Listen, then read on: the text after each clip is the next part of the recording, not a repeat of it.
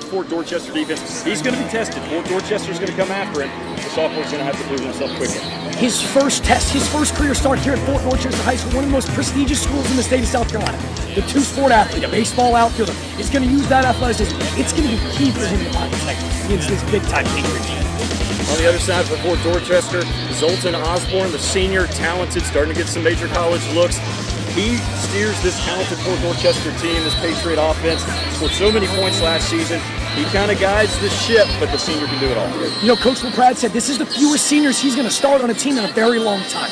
What better way to steer that ship than with this young man? Zoltan Osborne is an absolute stud in the pocket. We know that. But what is so key for him is that leadership off the field, leading a very young Fort offense. With us on this warm Friday night on the sidelines, Tara Jabor. Tara, what do you have for us? Hey guys, we're here on the sidelines, Fort Dorchester versus Beaufort. It is a hot night for some high school football. Let's look right now. Fort Dorchester is coming out. They came onto the and here they come out ready to play against Beaufort. All the cheerleaders are lined up cheering them on. Seems like they're really pumped up for this game. I know both coaches are looking forward to this good matchup. And there is Fort Dorchester ready to play. And now you can see Beaufort is coming out here on the other side. Here comes Beaufort about to get out on the field. They seem pretty pumped up too. It's supposed to be a really good match here tonight, and we're looking forward to seeing some good football. Guys, back to you.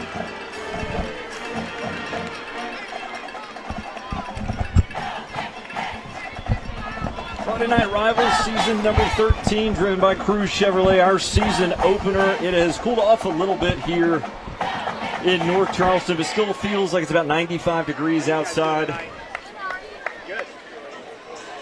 As we get set for kickoff, Holy City Heating and Air, time and temperature, 83 degrees on the thermometer, Jack, 95 degrees. Conditioning is going to be a factor here tonight, but thank goodness football season's finally here. I got to tell you, Zeke, extremely thankful to watch maybe the best matchup in the state here tonight. These young men, hot. I bet they're conditioned ready to rumble. You see these guys taking the field. We get ready for kickoff here tonight at Fort Dorchester High School. Fort Dorchester, the number 2 team in the state. They went 12-1 a season ago. Made the state lower finals, lost to Dutch Fork, the eventual state champion.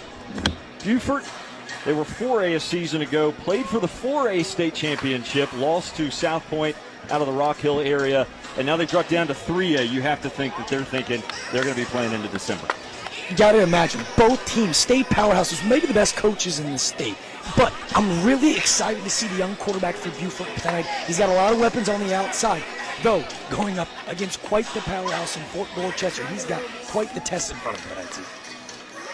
We featured the quarterbacks in our open, a couple of seasoned head coaches. Bryce Lybrand, the head coach at Beaufort in his 4th season, 21-11 overall at Beaufort. And, of course, Steve LaPrade at Fort Dorchester, a Low Country legend, wants that state title again under his belt again this season at Fort Dorchester. Keys to the game tonight for Fort Dorchester, they just kind of have to impose their will early. They want to start fast, get out early, and don't give Beaufort any ideas that the Eagles can hang around here tonight. You know, it starts and finishes with the quarterback, Zoltan Osborne. There's a lot made about the young man, but let me tell you, there's a lot about the young man that's a stud. He's on and off the field leader for this Fort Dorchester team. Steve LaPrade said, we mentioned in the open, he's starting the least amount of seniors he's had in a very long time, close to a decade. But what better guy to lead this team than the senior Zoltan Osborne? Feels like every day he's amassing a new Division I offer. Just this last week, University of South Florida in the picture. Georgia said as well, Osborne is going to carry this team as far as they can go this year. Beaufort will kick off. Fort Dorchester will receive. Beaufort, he's the game that's going to make it easy for Samari Bonds, their sophomore quarterback, in his first start. Keep it simple for him.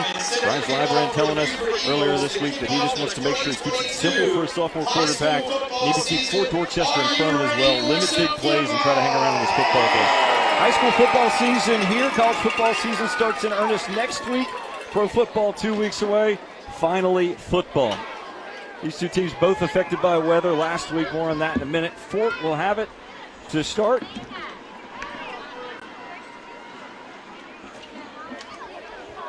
Jack Troutman approaches, and we are underway from North Charleston. The fair catch asked for at the 25-yard line, and we will get our first look tonight That's Zoltan Osborne, senior quarterback, just continues to climb up the recruiting ladder here, approaching the start of his senior season. And this is a talented, explosive Fort Dorchester offense. And, we talk about the keys of the game. Not to be too cliche here early on, but it's going to be the battle of the big guys up front. This is a young Fort Dorchester offensive line, but don't confuse young with big. These guys can really play up front. Can they contain the big fella, Imani Smalls, the defensive lineman for Beaufort? A little trickery to start out and end around. As coming to the near side and running out of room on the perimeter is Trey Ryan. He'll pick up a couple out across the 30-yard line. Nice job in pursuit there by Beaufort. Trey Ryan's going to be a name that we say all night. Like we said, one of the few seniors that starts. But Osborne and Ryan really seem to be on the same page. They've been playing together since they were in 7th grade. Look to see from Ryan quite a bit there in that slot tonight. They'll give him 6 on the play, 2 backs behind Osborne. You'll see Davian Brown and Zion Reynolds, 2 explosive running backs. Brown, they expect diminutive, but going to have to be very special this year, and there he shows you why. Low to the ground and just powers through for an extra 3 or 4 yards. And Fort Dorchester has our first down of the night. A lot of praise thrown to Osborne. Ooh, there's a nice cut back there. About 5-6 yards from Mr. Davion Brown. And as we said, there's a lot of praise for Mr. Zoltan Osborne. And rightfully so. The kid's a stud. But these running backs on this Fort Dorchester are really going to power this team throughout the year. Davion Brown, a really strong young man. The junior, weighing in about 205. He's not afraid to lower the head and maybe run somebody over tonight. A Mr. Sparky first down. Mr. Sparky, America's online electrician. And a penalty before the snap on 2nd down and short for Fort Dorchester. Opening minutes of season number 13 here on Friday Night Rivals, driven by Cruz Chevrolet. We're at Fort Dorchester High School in North Charleston. 5A powerhouse Fort Dorchester, the Patriots. And now 3A Beaufort, a runner-up in 4A a season ago. Opening couple of minutes. Zeke Beam, Jack DeLongshaw here from high above the field at Patriot Field, and a nice run cutting back. I believe that's Zion Reynolds, and it is. He'll have 15 and another Mr. Sparky first down for the Patriots, and Fort Dorchester just immediately leaning on these Eagles. We talked about how powerful Davion Brown is back there, but with Fort Dorchester, you're going to see a running back by committee. You see Zion Reynolds take about 12 yards there. Looks a little upset with himself.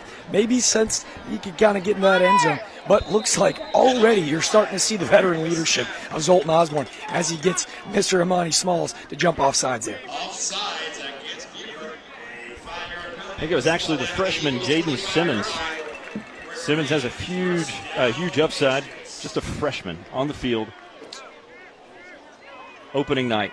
That's a big fella for a freshman. He is. A couple of big, good-looking interior linemen on this Beaufort defense. I know I got the name wrong. That's a hell of a compliment to maybe mistake him for Imani Smalls. The big fella's up front looking to cause some damage back there tonight. Inside handoff penetration, but getting away and breaking free is Davian Brown. And I think maybe a face mask at the end of the play at Fort Dorchester knocking on the door. You can see the composure. You haven't even seen Osborne really let it eat so far. But like we had mentioned up front, let's show some love to maybe the left tackle, Gabe Summers, the senior left tackle. These guys up front are putting in the work.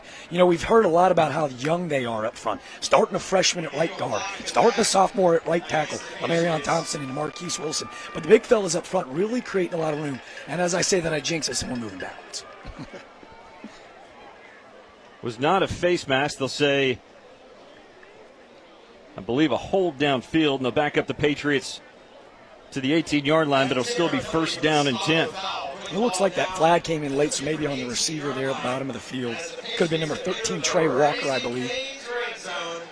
Zoltan Osborne steering this Patriots team right down the field on their opening drive. Another Mr. Sparky first down for the Patriots. Our first quarter score bug brought to you by David Ayler Law Offices, your client-focused and community-driven injury firm.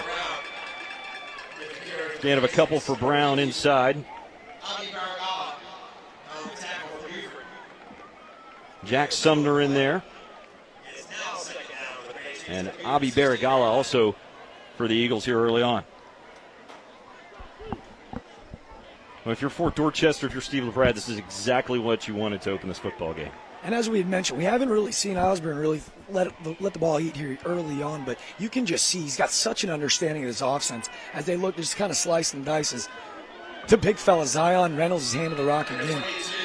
Nearly an exchange issue there as Reynolds and Osborne got a little tangled up on the handoff, but Osborne able to save it. And Reynolds hangs on, but it sets up a 3rd down and about 4 from the 12-yard line. And some fresh bodies coming in for Beaufort. Here's the guy I'm really excited to see down here in the red zone. It's the tight end, number 88, the senior Desmond Mathis. This is a guy that Coach LaPrade raved about. This is a big 6'5" body. Curious to see him down here in the red zone for the Patriots.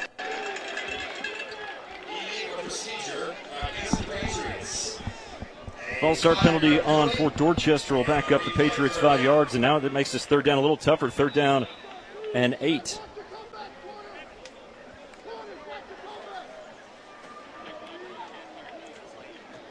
Have showed some love to Jaden Simmons here early, but Hart Cushman, the nose tackle here, number 55, has caused some mayhem. Look to see him jump in the backfield here on this play.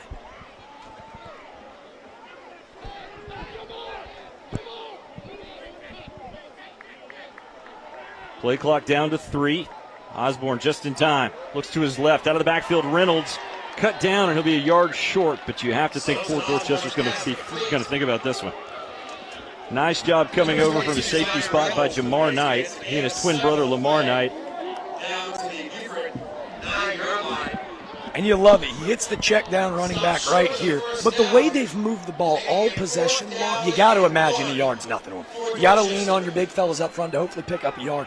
Maybe a little play action here in the red zone. Get this Beaufort offense maybe on their toes, but obviously you want points early. But what better way to start off this 2022 season than getting into the end zone here? A replay sponsored by Crew Chevrolet. Crew Chevrolet on Rivers, you've got a friend in the car business. Fort Dorchester looking for a friend on 4th down, and just as the play clock was running down again, a quick timeout by the Patriots. Impressive opening drive. Fort Dorchester knocking on the door.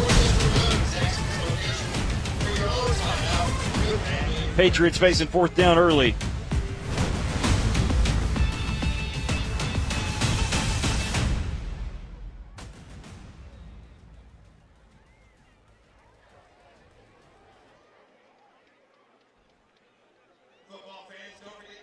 Okay, we have it now, so it's getting a little cleaner. We didn't, so I don't know, we can still get Beaufort started on it, so I can sponsor it. For a year or $1,000 cash. Head down to the Stokes Mazda tent near the entrance and we'll call out the participant's name. In the second quarter, get signed up to kick to win with Stokes Mazda and your Fort Dorchester Patriots, and good luck. It's 4th down and 1 for Dorchester.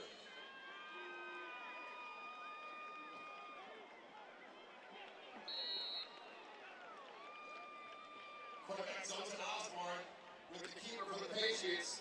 Number 15, Lamar Knight with the tackle for Beaufort. And that's a Stokes Mazda 1st and goal, Patriots.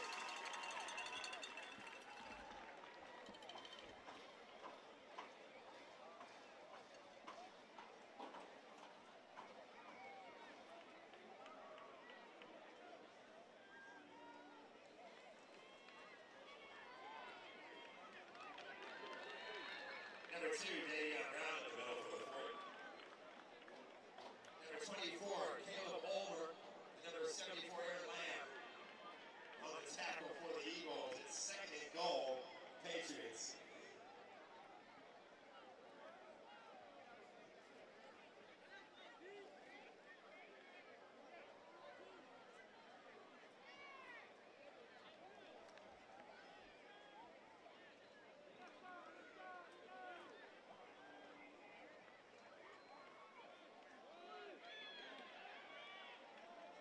Number 2, Davion Brown on the scamper for the Patriots.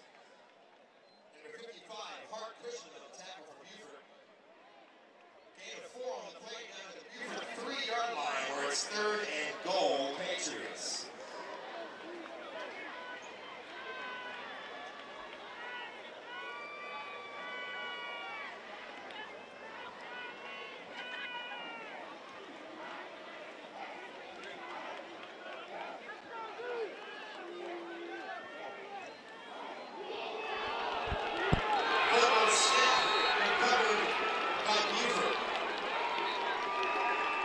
Beaufort bends but does not break on the goal line. Fort Dorchester coughs it up on the center exchange.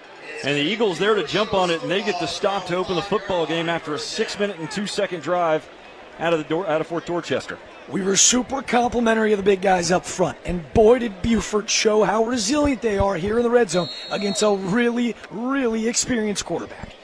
But as this Beaufort offense takes the field, let's go ahead and announce the starting lineup for your Beaufort Eagles. Looked like Hart Cushman was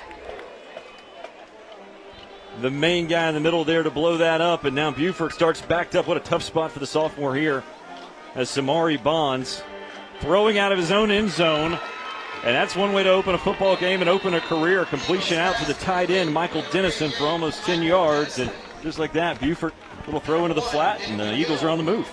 Denison's going to be a target that I got to imagine Samari Bonds is going to lean on all night. The senior, he's played for the last 3 years. You've seen him on both sides of the ball. That's a big target for Samari Bonds to really get comfortable in this ball game tonight. Samari Bonds behind him, Caleb Ulmer, another Mr. Sparky first down. They'll actually call it 2nd down and 1. Bonds, little tunnel screen up the middle, dumps it complete to Casey Fields, and Fields has the first down, a gain of about 6 or 7. There may have been an alignment downfield. I love what you're seeing out of Samari Bonds, the sophomore, early. A couple really nice check down throws to get him comfortable against a really good defense. You love to see him early and often kind of get in this rhythm. I think the discussion is whether or not the pass was thrown and completed behind the line of scrimmage. They say it was, and that means there's no flag. You can have a lineman downfield in that situation. And Beaufort has its first down. Quick first quarter here at Fort Dorchester. Patriots open the game by driving 6 minutes plus, but fumbled inside their own 5-yard line, and Beaufort with their first possession of the game. Samari Bonds, the quarterback, Caleb Ulmer behind him. Casey Fields, the senior who has worked his way into potentially playing some college football, is the wide out. McLeod Reichel, another starter out wide. And then Michael Dennison, the tight end, you saw him make a catch moments ago. We'll say his name quite a bit in this broadcast, talk about him a little bit later. We said these teams didn't get a chance to play a week ago. We had a ton of rain and lightning in the Charleston area on Friday night and Saturday night. Beaufort actually went down to the Hilton Head area, or played at home, I should say. Cane Bay went down to the Beaufort area to play on Friday night. The lightning for about 2 hours right at kickoff canceled that game. Fort Dorchester, Coach Steve LeBrad telling us earlier in the week, wanted a lot of snaps for his youngsters last Friday and Saturday in Jamborees. Both of those were washed out. So this is the first game action under the lights for these two teams this season. Again, we talked about, what a big-time hit. Oh, and Samari Bonds gets buried. Jordan Evans comes flying in, and he makes the sack, and that might wreck this Beaufort drive. The Eagles had something rolling. But just a jailbreak blitz there, and that'll set up 3rd and long for Beaufort. Help him welcome to big boy football there from Mr. Samari Bonds. A big-time sack there from Jordan Evans. A really nice play to shove the guard away and make a big play in the backfield to really kind of set back this drive. I look to see how he bounces back now. He's looked really clean so far. Will he be rattled? Look to see Fort Dorchester bring a little bit of pressure here. Evans, the junior D lineman. Bonds looking for space, creates some. Had some space downfield to try and squeeze that into, I believe that was Colton Fairs. Young man's going to play on both sides of the ball. Free safety as well. Number 10, Colton Fairs, I believe. But can we talk about intangibles really quick? We're rolling out to the left, and look at the young man throw a backside across the body and just misses him above. A really nice play there. Couldn't tell if that was for Fields or for Fairs, but like you said, nice athletic effort and nice throw by Bonds. You tell early on, just one drive, he's got a bright future. Absolutely, and it's got to feel really good. And we've mentioned a lot of these names: Fields, Fairs, Reichel, and Dennison. Ulmer in the backfield, and a lot of experience weapons-wise for Samari Bonds. Something to really look forward to. Jack Troutman on to punt for Beaufort. Head coach Bryce Lybrand telling us earlier in the week he was concerned about his kicking game, and there's a little of the concern. Troutman's going to get about 20 yards out of that punt, and Fort Dorchester will have great field position to take over. Puts the ball at at the Beaufort 33-yard Quickly line played for first quarter here in North Charleston. Fort, a nice drive early. Beaufort stopped after initial first down, but scoreless through almost 9 minutes here at Fort Dorchester. Heads up for all the seniors in the class of 2023. It's last call for photos. Make sure that you contact Tumbleston's and get your senior photos. Scoreless through 9 minutes. Fort Dorchester Beaufort here on Friday Night Rivals.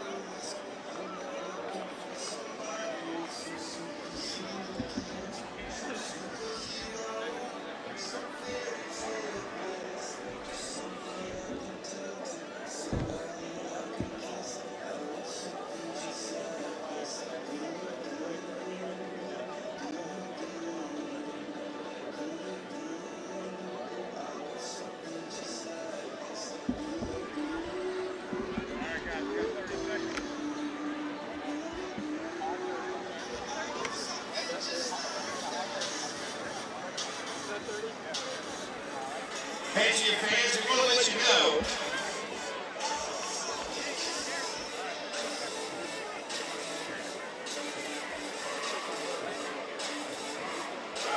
Patriot fans, we want to let you know that Principal Trip Aldridge called the first offensive play of the game tonight to kick off the 2022 season. Thanks, Principal. Scoreless opening 8.5 minutes here at Fort Dorchester.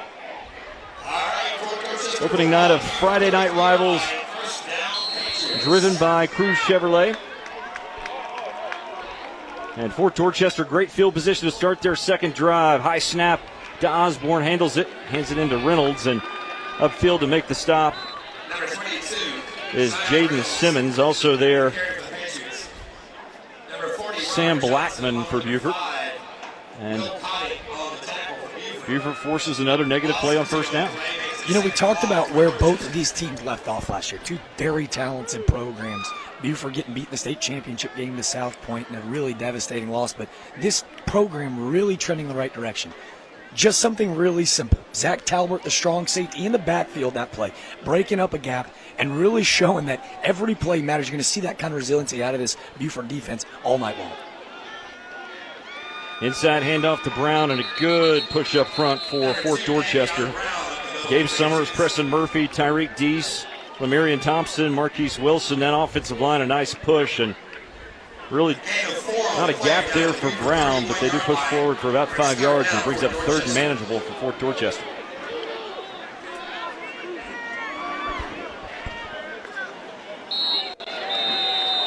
And there it is again, the composure out of your senior quarterback. He's gotten these guys. I believe that was number 56, Jaden Simmons. I think that's the second time that Osborne's been able to get him to jump off sides just twice now already, making it even more a more manageable 3rd and 2 here. But you can just see it looks like the game's in slow motion for him. You know, going into your senior year, it's been your role and your job for the last 3 years. Obviously wants to get back to a state championship, and he's going to be a lot of fun to watch to play all year long. 4 receiver look for Fort. Osborne trying to spread the field.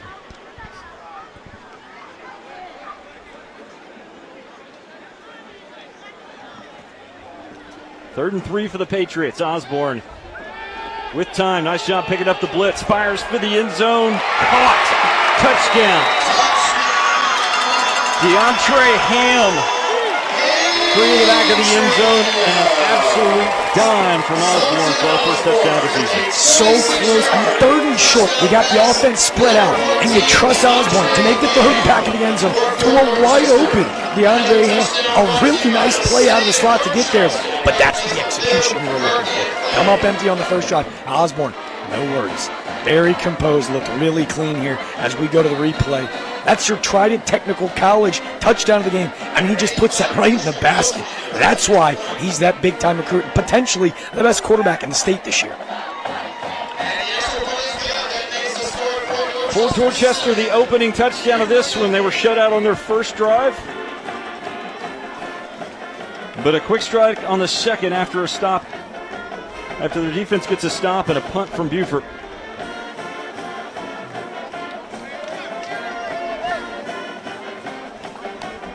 That will bring the crowd to life at Fort Dorchester after that early turnover. They bounce back quickly. DeAndre Ham, the junior. I love That's where they spread the fields with athletes, and they go side to side, and they just have a little bit too much for most of the teams they line up against. And you got to defend the run. I mean, they've done it all night long, but with a quarterback back there as composed as he is, but like you said, when you've got athletes all over the field like Fort Dorchester does, with Trey Walker, with DeAndre Ham, even Darius Bellum, and your athletes all over this field for this Fort Dorchester team. But how about a little homage there? I believe that's what it was. John Meacham, current Texans wide receiver, played at Alabama, was just diagnosed with leukemia. I believe that was the little celebration there in the end zone. I don't know if it was a little homage to him, but definitely showing the love. I love to see it. Casey Fields and Colton Ferris deep for Beaufort here on the kickoff.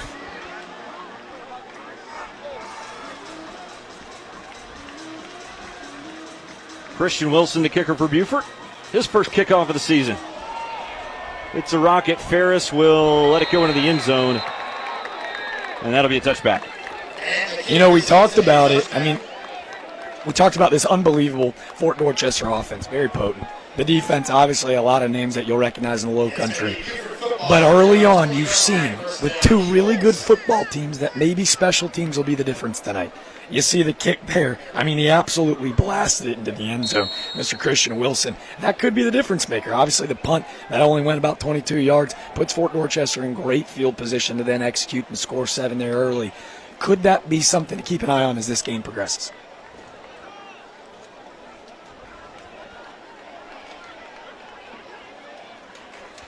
Second look tonight for us at Samari Bonds, the sophomore quarterback. Little inside give to Caleb Ulmer, and Ulmer stacked up in the middle by that Fort Dorchester defense. Jaden Acevedo, Nick Pickering. Said Jordan Evans' name a couple of times already tonight.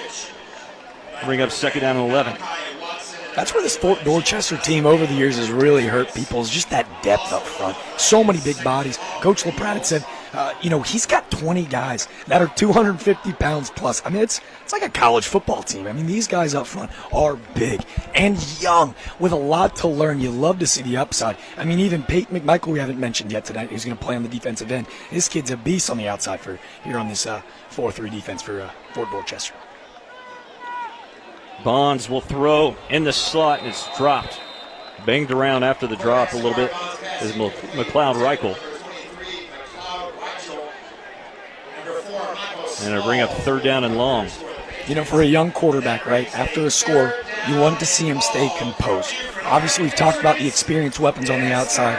But how about the big fellas up front, the brothers? Adrian Lamb, number 76, you're going to see him playing left tackle tonight. And his brother, Aaron Lamb, is going to be playing right tackle, number 74. These are two big bodies that can really help control the line of scrimmage and hopefully give Samari Bonds some time to make some plays back there tonight.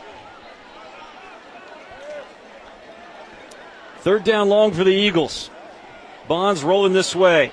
Tried for his tight end, Dennison, and couldn't connect, and that'll bring up fourth down. That was going to be number 7, Bryce Carpenter, the strong safety in coverage here. He had that thing blanketed from the jump. A really nice play to cut that thing off. I know we don't want to give pity handouts, but God, let me tell you, Samari Bond showing a lot of upside. Obviously a very athletic kid. We just need to see him get a little bit more time back there as we talked about the Lamb brothers. Hopefully they can provide that as the game goes on tonight. Trey Lamb deep for Fort Dorchester.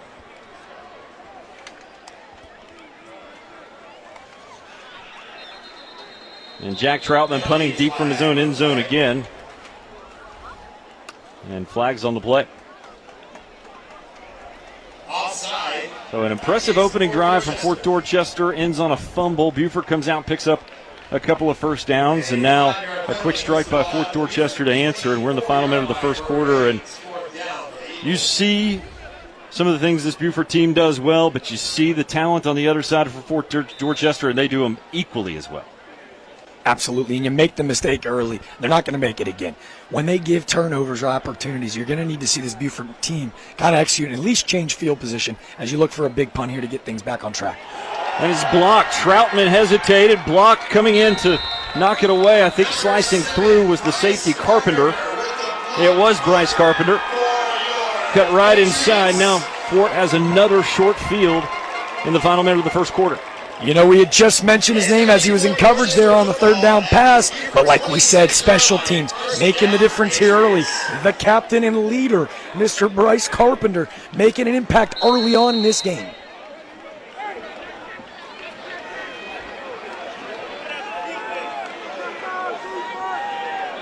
You know, as we welcome Zoltan Osborne back on the field, I don't know if we've mentioned the Fort Dorchester offense quite yet tonight. You're going to see Zoltan Osborne, obviously we mentioned him all night.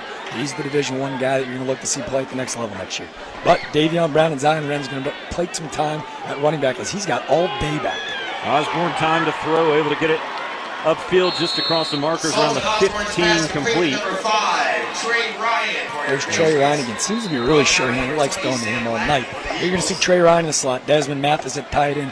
Darius Bennett, Ty Snyder, Trey Walker, DeAndre Ham, all on the outside. And I think we've mentioned a little bit up front. Abe Summers, Preston Murphy, Tyreek Dees, Lamarion Thompson, and Marquise Wilson, all power in this Fort Dorchester offense there.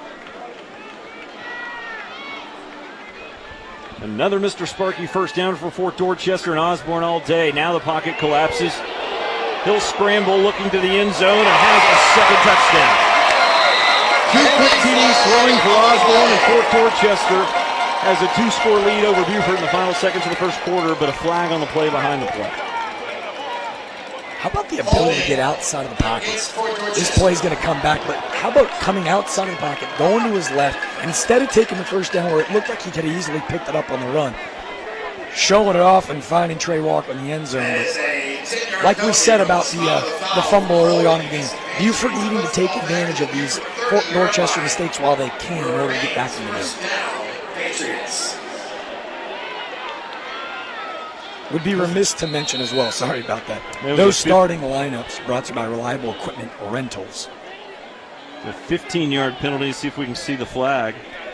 As Osborne escaped, might have been tripping. Nevertheless, 1st and 25 for Fort Dorchester in the final seconds of the first quarter.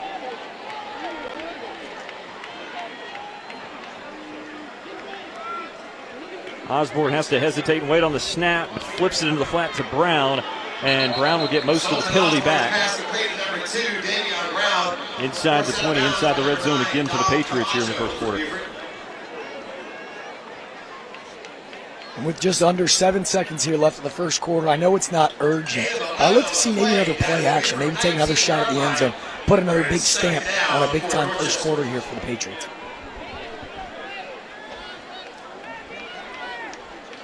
One final snap.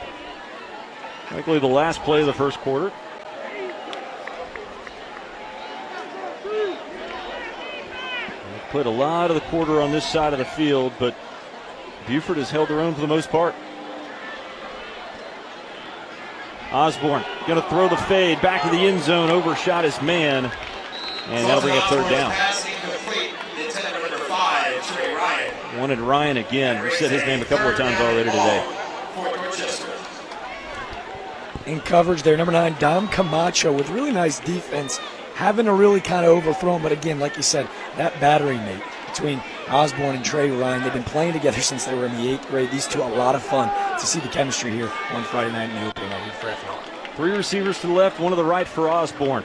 Final snap of the first quarter. Osborne, little draw play, and Beaufort sniffed it out. Jack Sumner there on the inside. Will Cotting also with the stop. And Beaufort holds in the first quarter. Entertaining opening 12 minutes here in North Charleston. Fort Dorchester controls the final 6 minutes. They lead it after 12 minutes, 7-0 here on Friday Night Rivals.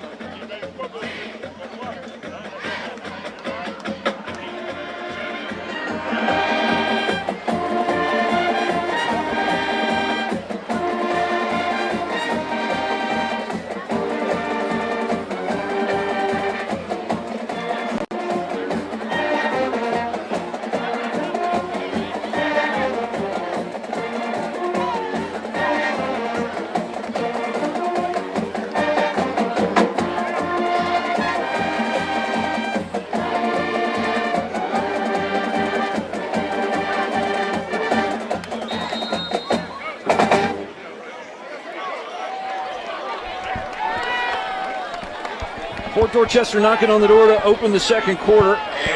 Friday night rivals driven by Cruz Chevrolet. Our opening night, working through some early technical difficulties, but having a good time and seeing some good football at Fort Dorchester High School. Zoltan Osborne to throw with time, looks over the middle, knocked away at the last second, and Beaufort holds on fourth down. 4th and 14 a lot of times with a big-time kicker. You're wanting to maybe see points on the board, but when you got a guy like Zoltan Osborne out there, why not go for it on a little 4th and 14? What he didn't see was Colton Fairs playing free safety tonight, coming up with a big-time play to make sure that this Beaufort offense has got a shot to go tie the ball game up. It seems like possession, field of play. I mean, they're dominating the game so far, but Beaufort refuses to break. Fairs committed to Appalachian State, wants to go play his college football for Sean Clark up in Boone, North Carolina. Have some familiarity with the area. Beaufort, their third drive of the game. Sophomore quarterback Samari Bonds back out.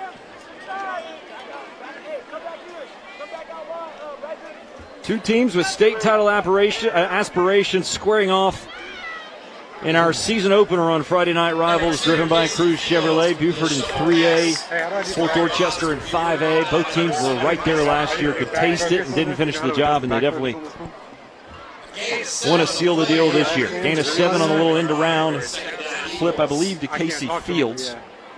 The Anderson College commit, let me tell you, running downhill early tonight. These guys playing with a chip on their shoulder. Casey Fields, an electric guy in that backfield for the Eagles tonight.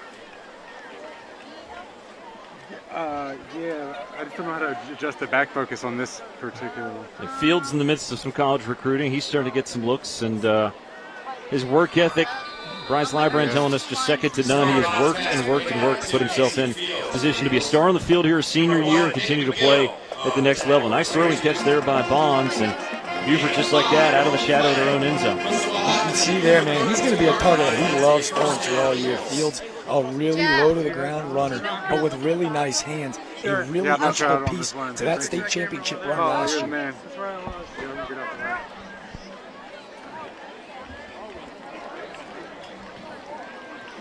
Oh, Beaufort with their initial first down of the second quarter, a West Shore Homes first down, America's most admired home remodeling brand. And another big gainer popping free is Caleb Ulmer up the middle. But a flag over on the near hash, about 5 or 6 yards past the line of scrimmage. Strange spot for a flag, but I have to think coming in from the side of the play, that's a hold, and that's exactly what the call is. So this is going to be one of those weird yardages where it goes back to like 2nd and 14 since the penalty was committed downfield. And as you look, I know we talked about him earlier in the ball game. We showed love to the tackles on the outside, but Iman Smalls, we're going to see maybe later in the game. Right guard, Kenny Speaks, number 79. But the center, Hart Cushman, doing on both sides of the ball tonight.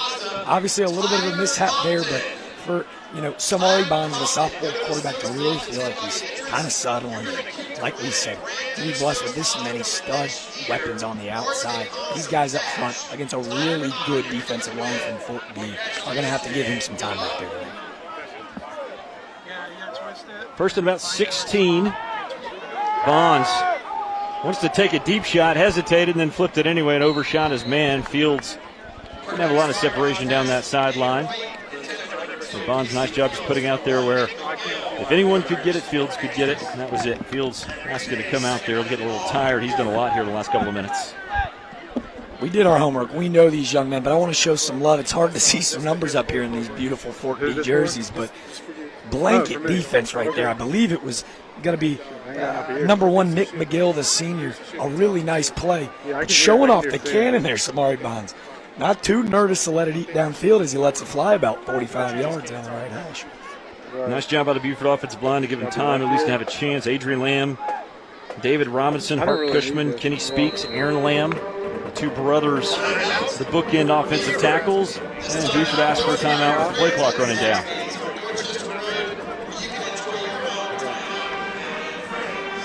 Camera 3 is down, so he's kind of... Good look at Bryce Lybrand and Logan Powell, his assistant. Powell on the right.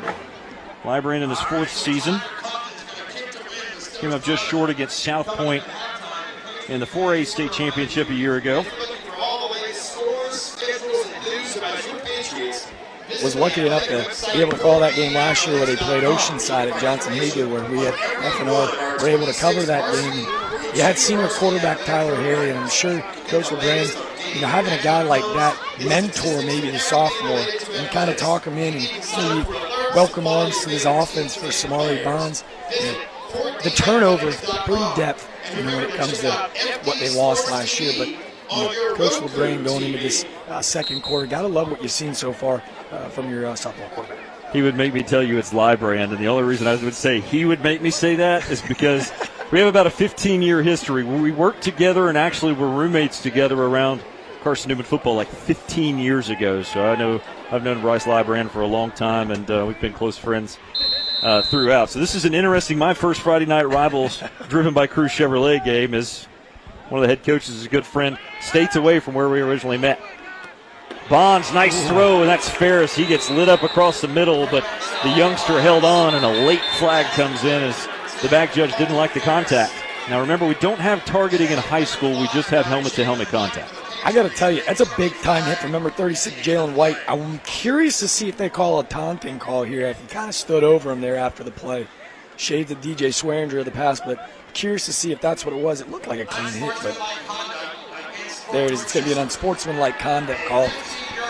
A bold strategy. I'm always so curious to see secondary players. They want to make the big hit. It's something they can put on their huddle, right? But the kid held on to the ball, so it's like, what are we celebrating here, boys? Ends up being about a 30-yard, 35-yard play. The Eagles are in business after the fourth down stop, and they have a turnover in the red zone. And Beaufort threatening a little bit here, middle of the second, early parts of the second quarter. It's another West Shore Homes first down for the Eagles. And you love to see Bonds here execute. Maybe hand the ball off to Ulmer and start to develop a little bit of a run game to the outside, because they've really struggled to get anything going up the middle. But you're just really happy to at least be able to change field position and kind of swing momentum a little bit. Brendan Ford, the wide receiver, here to the near side, and Caleb Ulmer punches his way through that right side for a couple of yards behind Speaks and Lamb. Also following Michael Dennison through there. We're going to talk about Michael Dennison later. He's our scholar athlete, and he's a special young man. His school opportunities, he hopes, at the next level are MIT, Carnegie Mellon, and Johns Hopkins. Is that pretty smart? You think he's done pretty well in the SAT? I would say he's doing pretty well. He's probably doing better than the SAT can challenge. My little brother actually plays basketball at Lucy Beck, and let me tell you, Michael Dennison can hoop, too. That young man and his older brother last year really dominated on the hardwood as well, and he's looked really good here on the gridiron as well tonight as well. Fields in motion. He gets the little toss sweep, lowers his head, and plunges forward down around the 45-yard line. I'm curious if that's the adjustment as the game goes on. They struggle to kind of establish any kind of a momentum really up the middle of the field. You've seen this defensive line here of Landon Whitlock and Jaden Azevedo cause some mayhem in the backfield. Maybe they try to get outside of the hash marks and cause some mayhem behind the big fellas, Aaron Lamb and Adrian Lamb. It's trying to develop a little bit of a rushing game to the outside of the field. See on the Crew Chevrolet replay, I was trying to figure out who popped out of there, and I think it might have been Bryce Carpenter again with the hit. Also heard Marcus Moon's name said. Third down, and Ulmer knocked into the backfield, slipped and fell. Really good penetration up front, coming from, I think, Landon Whitlock or Nick Pickering.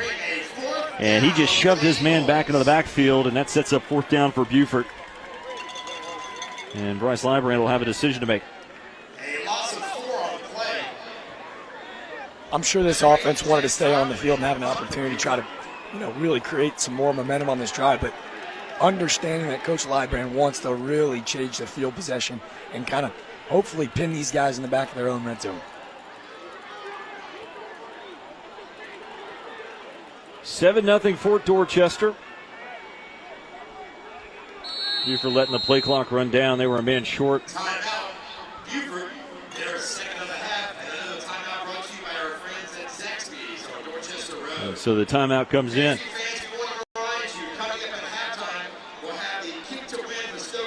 For Dorchester, a touchdown lead. Beaufort hanging around here midway first half in North Charleston. Of your 2022 Fort Dorchester High School Marching Patriots.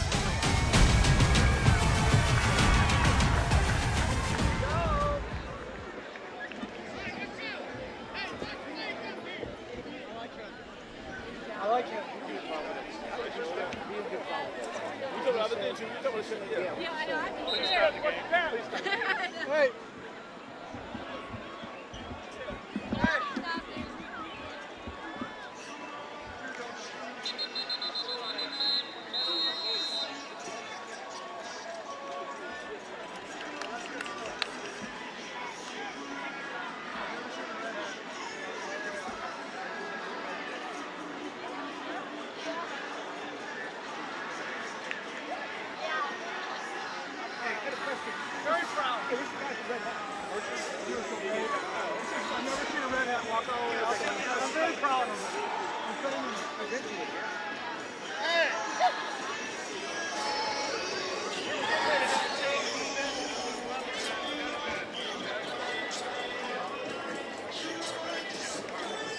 They're in a punt formation. I'm getting ready to have a change of possession, and that's when I'd rather do it. Because I was already going to do it a minute at the end. I'm the one who gets the shot.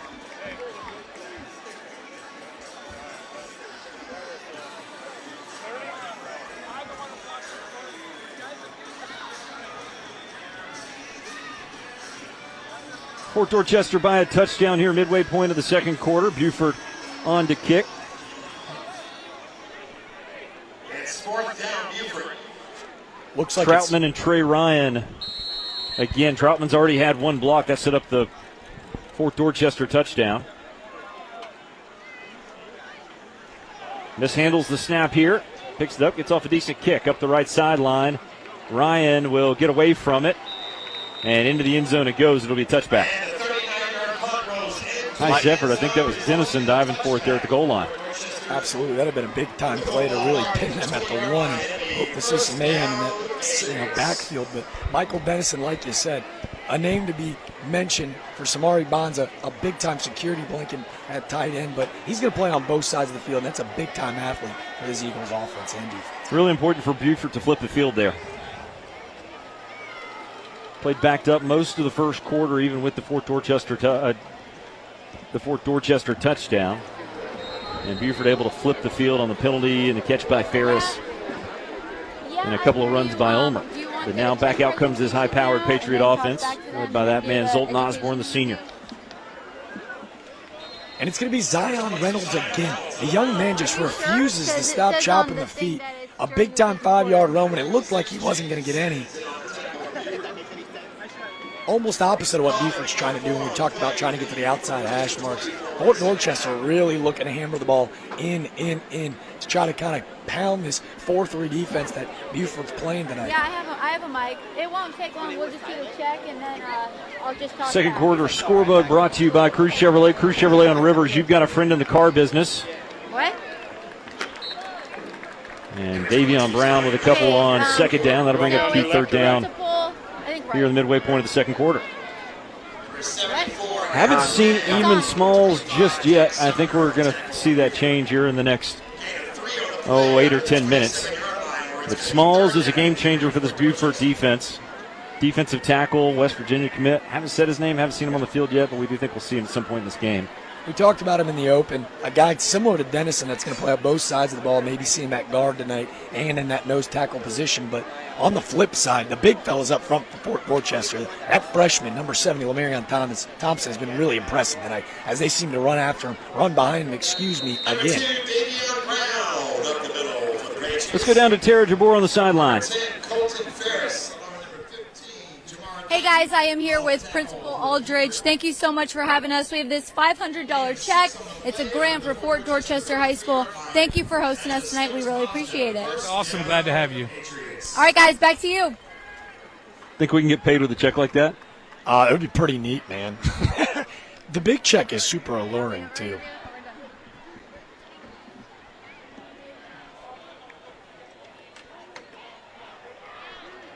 Another West Shore Homes first down for Fort Dorchester, and they go to work looking for another one as putting his head down on the sideline and trying to gain some extra yards was Brown.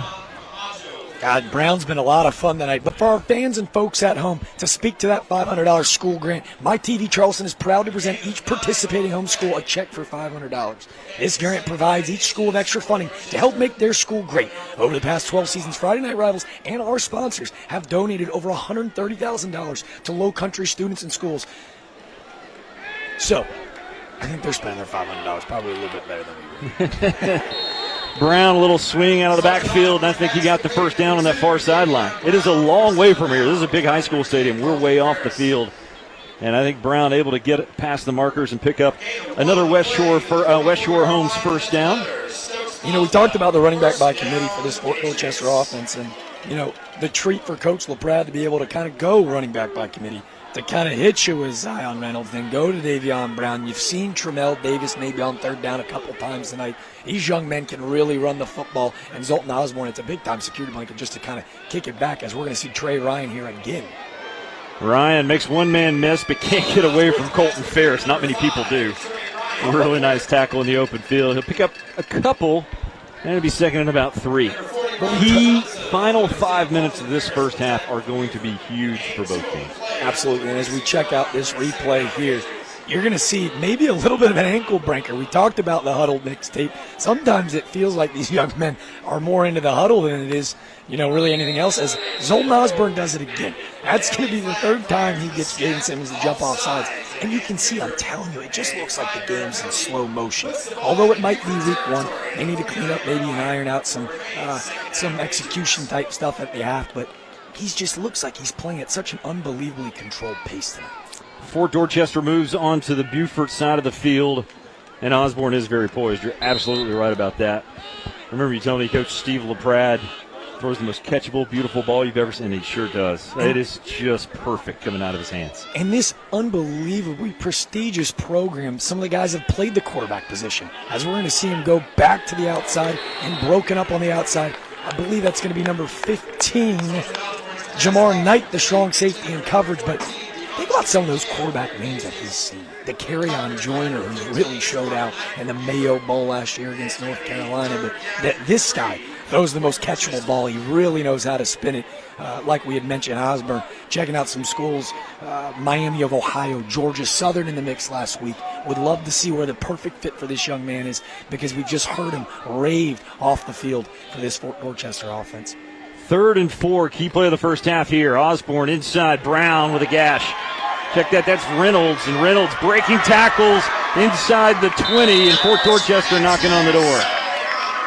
Zion Reynolds, the bigger of the two backs, just powers forward, picks up right at 32 yards, longest run of the night for the Patriots. Stumbling, bumbling. He will not be tackled. You can see the feet never stop moving. And as you said, they're going to go no huddle here and go back to Reynolds, the exact same half-pack dive, as he's 2 yards short of a touchdown. Reynolds straight ahead for another 17, and Fort Dorchester powering their way right now. Beaufort a little tired up front. It's almost that thunder and lightning mix. You think they're going to beat you with the arm as they continue to go no huddle and try to get you into the end zone here with Davion Brown on the same halfback dive. Brown plows ahead, and he's in for the touchdown. 3 big gaps in the middle of that Beaufort defensive line, and this Patriots offense just imposed their will. Their offensive line doing that work. Well, if it ain't broke, don't fix it. We don't want to sound like a broken record, but 3 straight halfback dives. It's thunder and lightning back there. It's Davion Brown executing on 2 huge Zion Reynolds runs. That touchdown brought to you by Trident Technical College. Let's show some love to Preston Mercy, Tyreek Dees, and Lamarion Thompson for really powering that drive in the middle of that Fort Dorchester offensive line.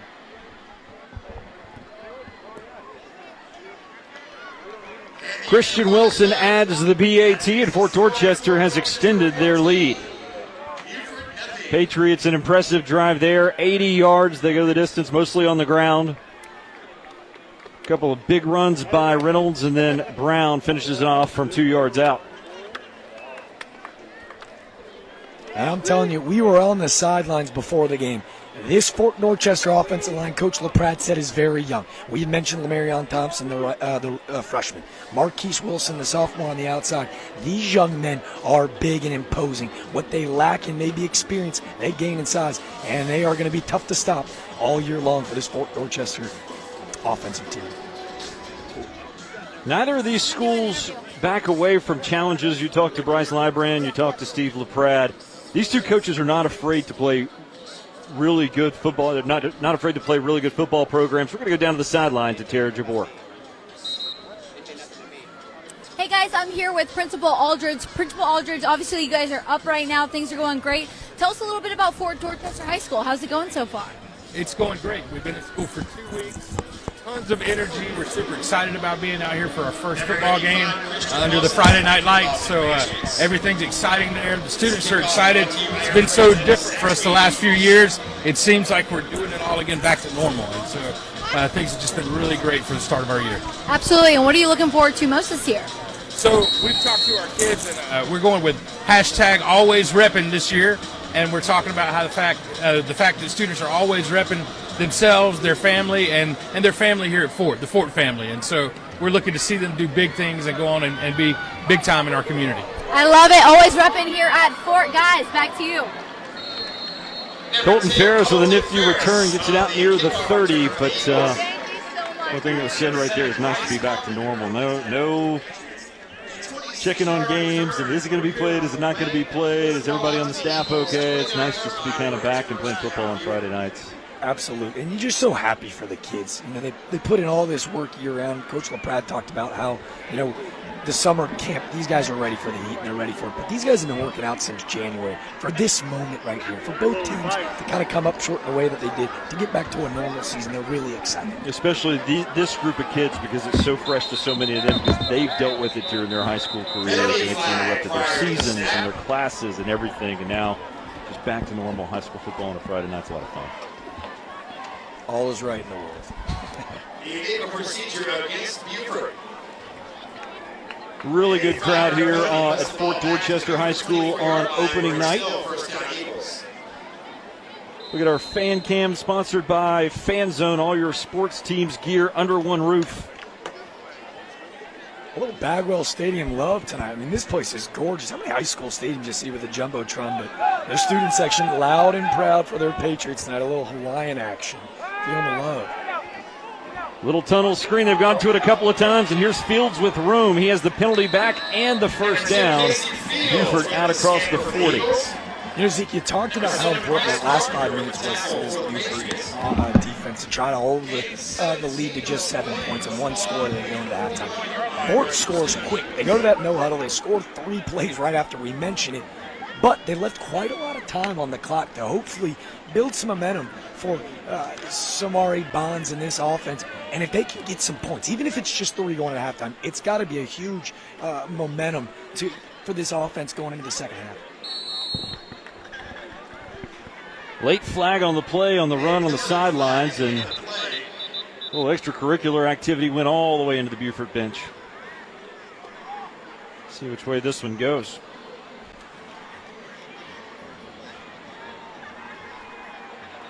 We've seen him all over the field tonight. I don't know if we've mentioned his name, but we will. Number 21, the outside linebacker, Aaron Lawrence, is a big-time athlete for the Patriots defense tonight. Dead ball foul. Personal foul. They're going to say personal foul on Beaufort. Going into the bench. Really have a good look at it. We were kind of blocked out. So that's a big penalty on the Eagles here in the final minutes of the first half. Takes them all the way back to the 31-yard line. We've seen him showcase the cannon down the sidelines. You've seen Casey Fields all over the place tonight. I'd like to see Michael Dennison, maybe a little jump ball opportunity to tight end there in the slot. You're going to see maybe something downfield here. 1st and 20, and Bonds running for his life. Got back to the line of scrimmage, then kind of went backwards, but just ends up losing a couple. Nice pursuit from McMichael, and initially it was Jones upfield. He kind of flushed him.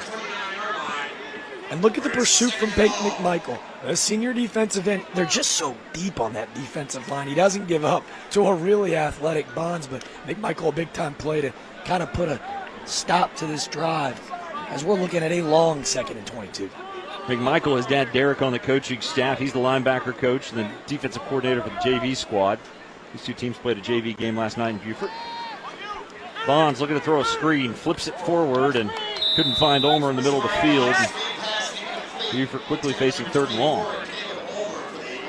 See him flushed a little bit there. Maybe made a little bit of a risky play.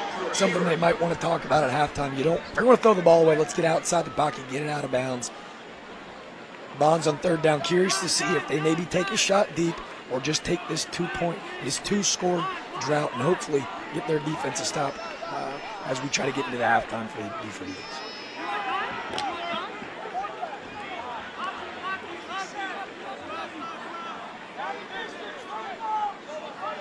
Third and 22, 2:50 to play in the second quarter.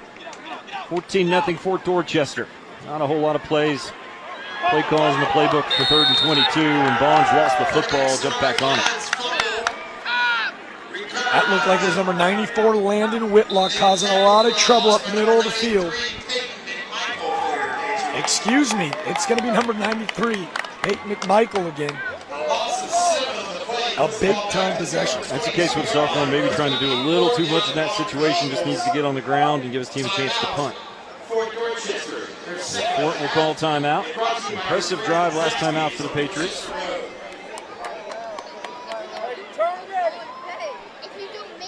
And again, we've talked about the importance. It feels like the world's against you down 14, but really important to get a big punt off here. Try to switch the field to the other side of the 50. Big defense stand going in the second half. First of 10 games on Friday night here on Friday Night Rivals, driven by Cruz Chevrolet. Next week we are down on James Island, First Baptist and James Island 2 weeks from tonight. Timberland at Philip Simmons. Woodland and Bishop England down the road. We do see Fort Dorchester again this year. Looking forward to Friday Night Rivals, driven by Cruz Chevrolet over the next 2.5 months. It's going to be a great high school football season. Good to get this one started. Working out some kinks a little bit of everywhere tonight. First game of the year. Not just here, stadium, it's how it goes sometimes. That's the business. Troutman on again to punt. Fort hoping to add to a 14-0 lead here in the second quarter. Nice kick here. Nice spiraling kick. Ryan retreats all the way back, dropped the punt, gets it back, and he's knocked down at the 36-yard line. I think a flag came in behind the play, and Ryan had his helmet knocked off. Ryan took a shot, but it's going to be a face mask big time. It looked like he jerked him pretty good onto the other side of the field. You can see it definitely unleashed that chin strap, but how about the big-time booming kick after maybe one to start the game we'd like to forget? We talked about working out some kinks that first punt of the day. Beaufort able to flush. I mean, that's a big-time kick. Almost outkicked the coverage there, but this 15-yard penalty is going to give Fort Dorchester a pretty good field position to start this drive. Absolutely a face mask there on Beaufort. And so Fort, 3 quick runs to close out the last drive. Reynolds, and then Brown from midfield. That's how they jumped up 14-0.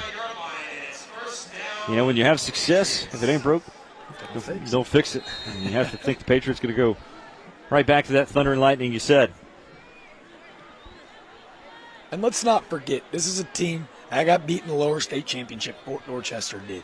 They are not going to take the foot off the gas, and this is a perfect opportunity for them to run a little 2-minute warning here.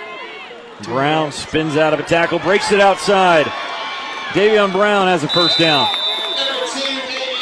Another West Shore Homes first down, and Fort Dorchester on the move. And a flag comes in on the Fort Dorchester sideline. That landed a couple yards deep, and we'll have to see who that's on. We talked about, I was trying to talk before we went to break, before the Fort touchdown, about neither of these teams shy away from scheduling. Bryce Librand at Beaufort, 2 5A teams on the schedule to start the year. Cane Bay at Fort Dorchester, as Beaufort dropped down to 3A this year. And Steve LeBrad, he plays a national schedule. This instance we played brought to you by David Ayler Law Office. You're going to see Davion Brown here. I mean, if these guys continue to run the football like this all year, they're going to be a real problem. But to your point, Zeke, Fort Dorchester going to Grayson High School in Atlanta, the Cam Newton Showcase. These guys are gearing up for that postseason. What a better way to throw yourself through the gauntlet and get ready for that fall postseason than with a really tough schedule. Yeah, Clearwater High School comes here on September 10th at Gaffney, another state powerhouse, on September 17th, and then Goose Creek and Somerville in October, 2 big ones in the region. Really tough schedule ahead for Fort Dorchester. Osborne on the run, the lateral, put it on the ground, and I think Beaufort has the turnover. I think he threw that ball backwards. That is definitely going to be a turnover. That ball might be still live. Nope, they're playing it like it's still live. Zach Talbert came up with the loose football. It just kind of found his feet on the RPO, and Fort Dorchester the turnover, and I think they're discussing it. It's be an interesting replay. Was Osborne, it wouldn't matter if he was beyond the line of scrimmage if it was thrown backwards. And That's it right. looks like they're making that ruling right now. It went through Trey Ryan's hands. Maybe trying to do a little bit too much, Osborne, as we go to David Ayler replay. We're going to see right here. It's a little RPO, and Jack Sumner took out Davion Brown, but the football went the other way. First game kinks, no worries. But what we did see was that ball definitely was behind the line of scrimmage, giving this Beaufort offense a chance to maybe steal some points as we go into the second half with just under 2 minutes. Let's see what the sophomores got. Steve LaPrade not happy with the call. I think he knows he had a chance to drive a nail right there just before halftime.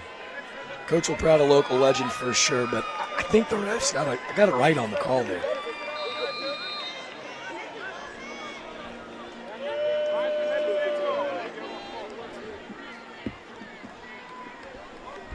Bonds, the sophomore quarterback at his first start, looking for his first career touchdown drive. He'll take a deep shot. Nice ball there, just overthrown. Fields had a half step, but good coverage on the far sideline from Fort Dorchester. You know, we've talked about the intangibles from Samari Bonds. I mean, clearly the kid's got a cannon. He loves throwing the football downfield. Very athletic in the pocket, but like you mentioned with the scheduling, if you're going to first night of your entire life, your first career varsity start against this Fort Dorchester defense, you got to imagine that when he gets the 3A ball, the game's really going to start to slow down. I mean, if you can handle this defensive front and this secondary that Fort D throws at you, it's going to really start to slow down as the season progresses. Nick McGill, the coverage on that last play. Nice job running with Fields, and now Beaufort going to try to eat some clock. Ulmer on the inside gives, stacked up right at the line of scrimmage, or maybe even behind it. You see number 91, Jaden Azevedo back there. Just a sophomore. We've said his name quite a bit tonight. He's been quite destructive in that Eagle backfield. A lot of athleticism up front for this Fort Dorchester defense. They have not surrendered much yet tonight. Into the Fort Dorchester schedule. Beaufort, 2 home games the next 2 weeks. Another 5A opponent on the schedule on September 9th, Goose Creek. Eagles at home in what will be their home opener. Last week should have been, but Mother Nature intervened against Cane Bay. Next week they have Hilton Head Island at home in Beaufort. Bonds, another deep shot. This way for Ferris. Adjusts and can't come up with it. That ball, good coverage on that side by Bryson Bates. Absolutely, and you saw number 36, Jalen White, coming in over top playing free safety. That ball just a little bit underthrown, trying to give Ferris a chance to go catch it, but I really love seeing a wide receiver with no gloves, no tape, kind of gritty. Colton Ferris, we've said his name all night long. That's a really fun player to watch. It's the kind of kid you don't expect him to ever put sleeves on in bed. No, absolutely. And it's cool, too, especially at that next level. You know the kind of kid that you're going to recruit that's going to fit your culture. He's been a lot of fun to watch tonight. Trey Ryan, we feel like you've said his name 100 times here in the first half. He's been a little bit of everywhere. Has a chance to return this one. Nice clean catch at the 38, slipped and went to a knee.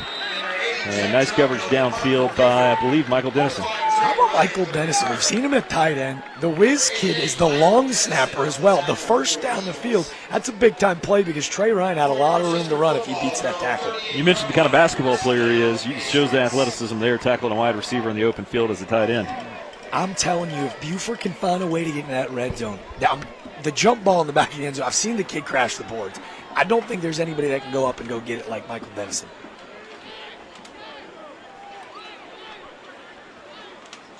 Fort Dorchester, 1 minute and 2 seconds to work with here in the first half. The Patriots lead 14-0. Can they add to it?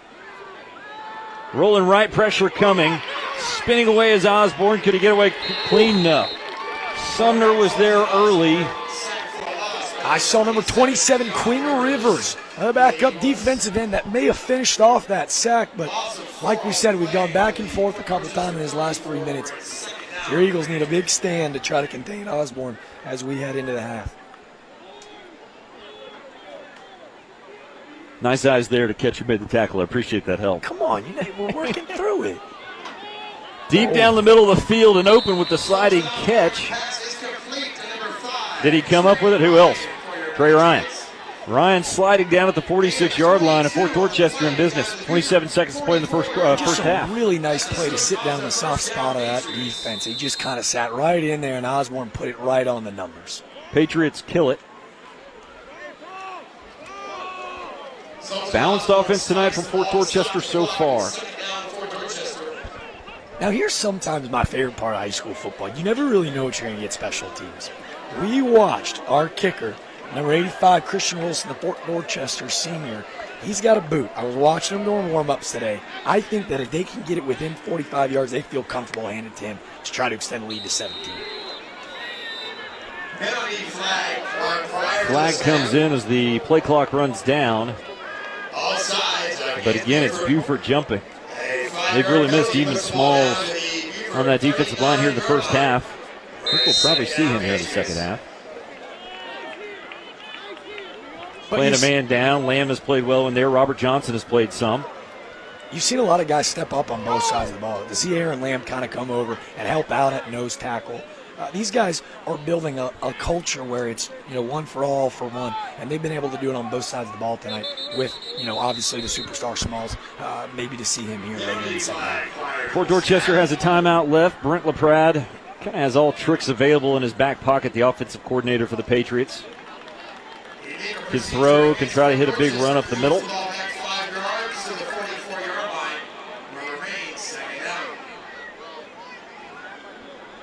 Beaufort is kind of stuck behind one of their keys to the game. They've bent but not broken a couple of times.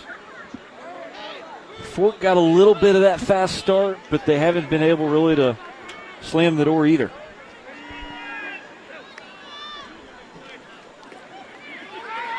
Watch him step up into the pocket. Osborne getting free, rolling out right. Going to throw to the end zone. Ferris over just at the last moment. I don't know if he got it, but he might have got just enough to distract, I think, Walker, and Walker couldn't come up with it. Had to go off his hands, and Ferris closing fast.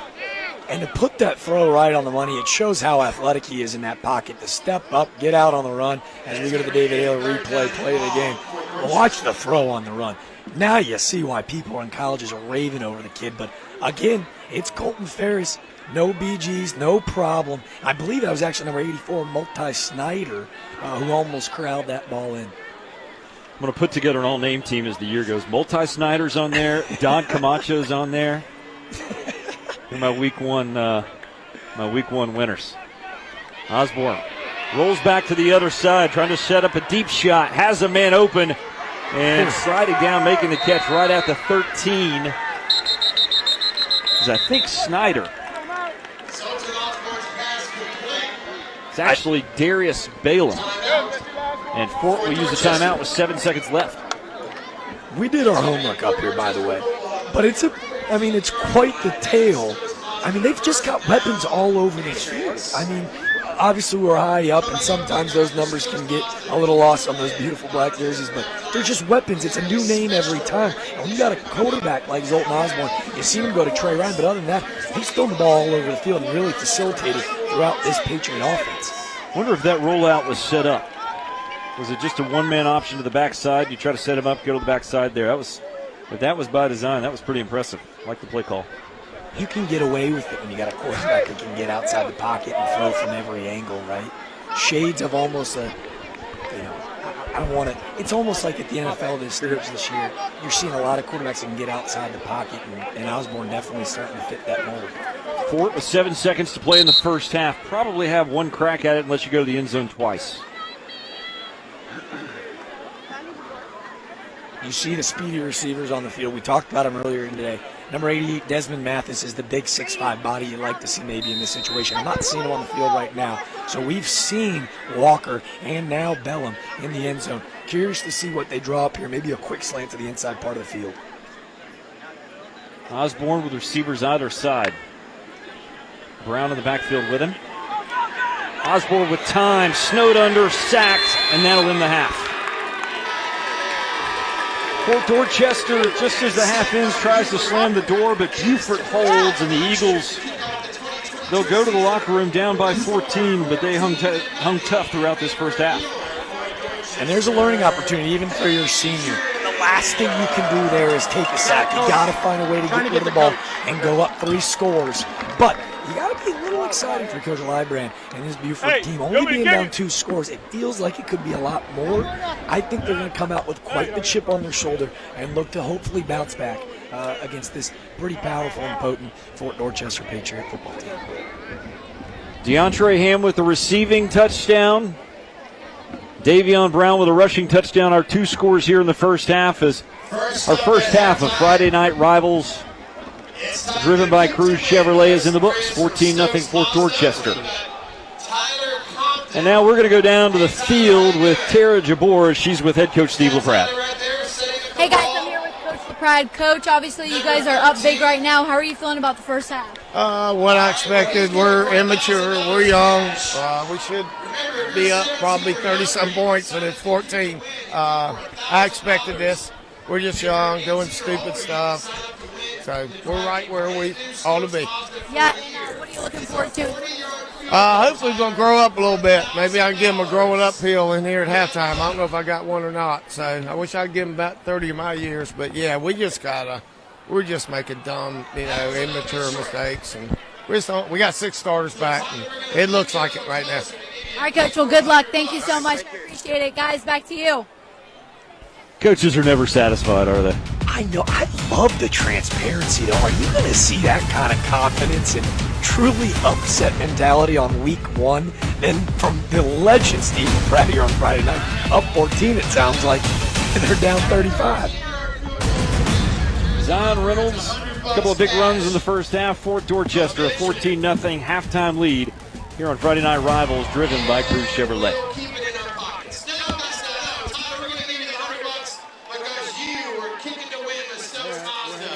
A big day for Stokes Monster for their support throughout the season. And remember, Patriot fans, at every home game, when you come into the gate, sign up to Kick to Win. Either $1,000 cash for 17 under or a brand new Stokes Mazda car for a year, courtesy of Stokes Mazda and your Fort Dorchester Patriots.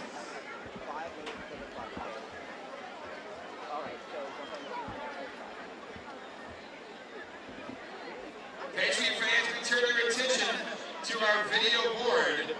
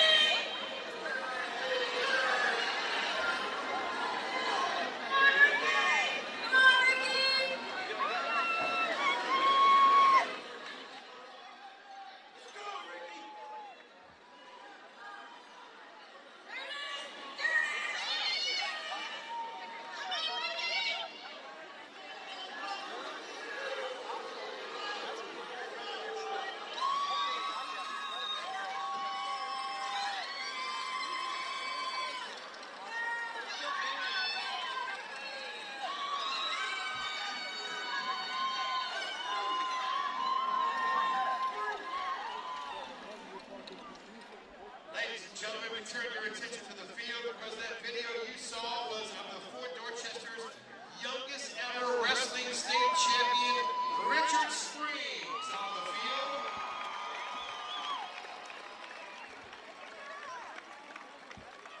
So, ladies and gentlemen, Ricky had a record of 37-1 this past season with 29 pins.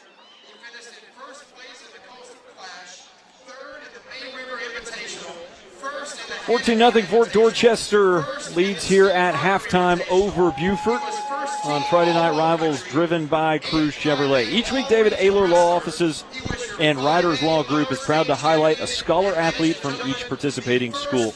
The students selected will have an opportunity to win a $5,000 scholarship at the end of the season. Tonight's scholar athletes are Anthony Pereza, a junior wide receiver, 4.85 GPA from Fort Dorchester High School, 2-year letterman in football and track and field, volunteer time for Habitat for Humanity under his belt as well. Anthony Pereza, wide receiver, football and track, Fort Dorchester High School. And for Beaufort High School, no surprise here, Michael Dennison, 5.31 GPA, basketball and football. We talked about his schools earlier that he potentially has down the road. Just an unbelievable athlete, but MIT, Carnegie Mellon, Johns Hopkins, all potential. Does a lot of stuff around the community in Beaufort.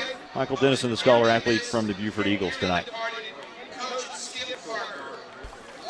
Shout out to both young men. I didn't know kids go that high.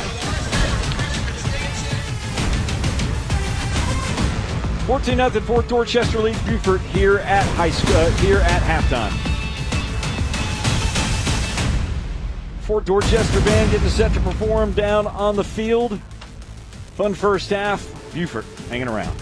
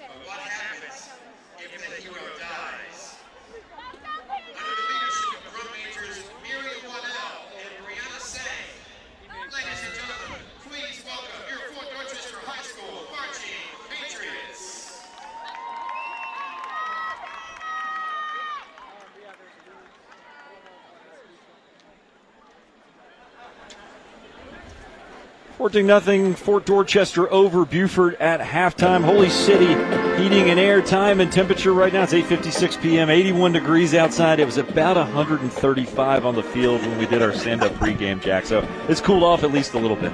It's the guinea pig game of the year, man. We're working through some a little sweat equity here on night one. If they can do it, we can do it. I mean, what a treat it's been tonight. Beaufort, absolute resilient all night long, regardless of how dominant Fort Dorchester has been. A huge treat to be here tonight. Good look there at the Fort Dorchester Patriot Marching Band as they perform at halftime for the first time this season. Fort Dorchester up 14-0 at halftime here on Friday Night Rivals, driven by Cruz Chevrolet. Hey, fans. We're giving you an opportunity to vote for tonight's Rockstar Cheer of the Night. Log on to abcnews4.com/poll and vote for either of tonight's cheer squads. Fort Dorchester going to be our winner tonight. Beaufort cheer squad didn't make the trip up, long drive up from Beaufort for the cheer squads on Friday night. But Fort Dorchester, log in and vote if you want. Cast a vote for the Rockstar Cheer of the Night. Results later tonight in the broadcast. And I know there's some people at home that might just be watching for the cheerleaders, so cast a vote, show some love.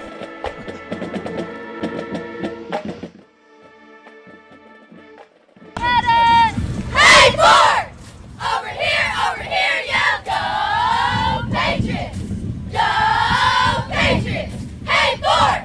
Over here, yell, beat Beaufort! Beat Beaufort! Go Patriots! Beat Beaufort! Go Patriots! Beat Beaufort!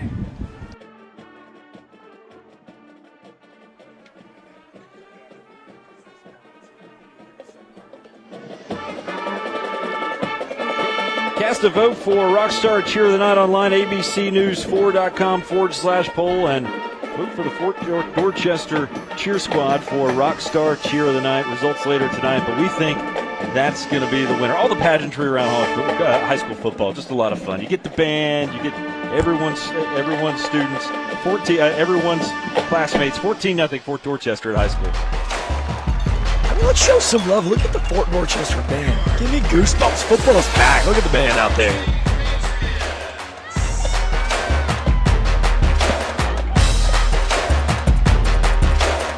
He gives you good. As they move forward throughout their season and prepare for competition here in 2022, we want to thank everyone for your continued support. Each of you are an important part of our success. Again, your Fort Dorchester High School Marching Patriots.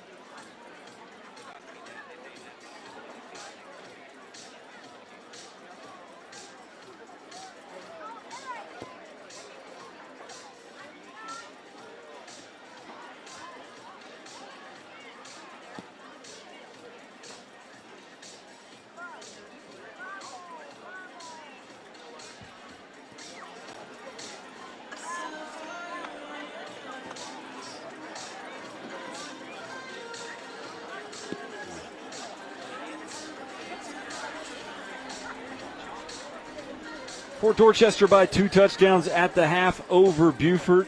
Jack, thoughts on first half? I mean, I think we've seen a really composed senior quarterback and maybe a little bit of an overwhelmed Samari Bonds for Beaufort. With that being said, you've seen the intangibles. I think with what Beaufort's been able to do on the defensive side of the ball, they've kept them in the game. They've allowed this to be, a close ball game going into the second half. But you like to see maybe a little bit better execution. You heard Coach LaPrade, very transparent, young, immature, returned 5 starters. Let's see if they can kind of execute and make sure Coach goes home happy tonight. First half highlights of this 14-0 game to this point. Fort Dorchester with the lead. Really nice throw by Osborne on the first touchdown tonight. I mean, he just drops it right in the breadbasket. A really nice route there from number 14, DeAndre Ham, but it was really on that last scoring touchdown drive where we saw thunder and lightning. The running backs, number 2, Davion Brown, and number 22, Zion Reynolds. There was a huge emphasis going in. I'm sure on the defensive side scheming, you knew Zoltan Osborne was going to be a problem. But I don't know if you game plan for these 2 hefty running backs. Fort Dorchester defense has held strong, pitched a shutout to this point. Sacked there by Jordan Evans, but Beaufort did come up with a couple of key turnovers, one at the goal line to hold Fort Dorchester out early, and that is a big reason the Eagles are hanging around. Beaufort will get it to start the second half. They really need a touchdown drive. Absolutely. And I think that's, maybe the weapons on that outside, whether it's Casey Field or Colton Ferris, who we've said all night long, or maybe establishing the run against a really tough defensive line from Fort, from Caleb Ulmer, the running back. But just allow Samari Bonds, similar to what they did on the first drive, right? You saw a couple quick passes, a quick slant, a screen on the outside. You allow those guys to get going and give them some easy throws and create some momentum. 2 quarters left here at Fort Dorchester in our Friday night rivals, driven by Cruz Chevrolet opener. Patriots by 14 at the half.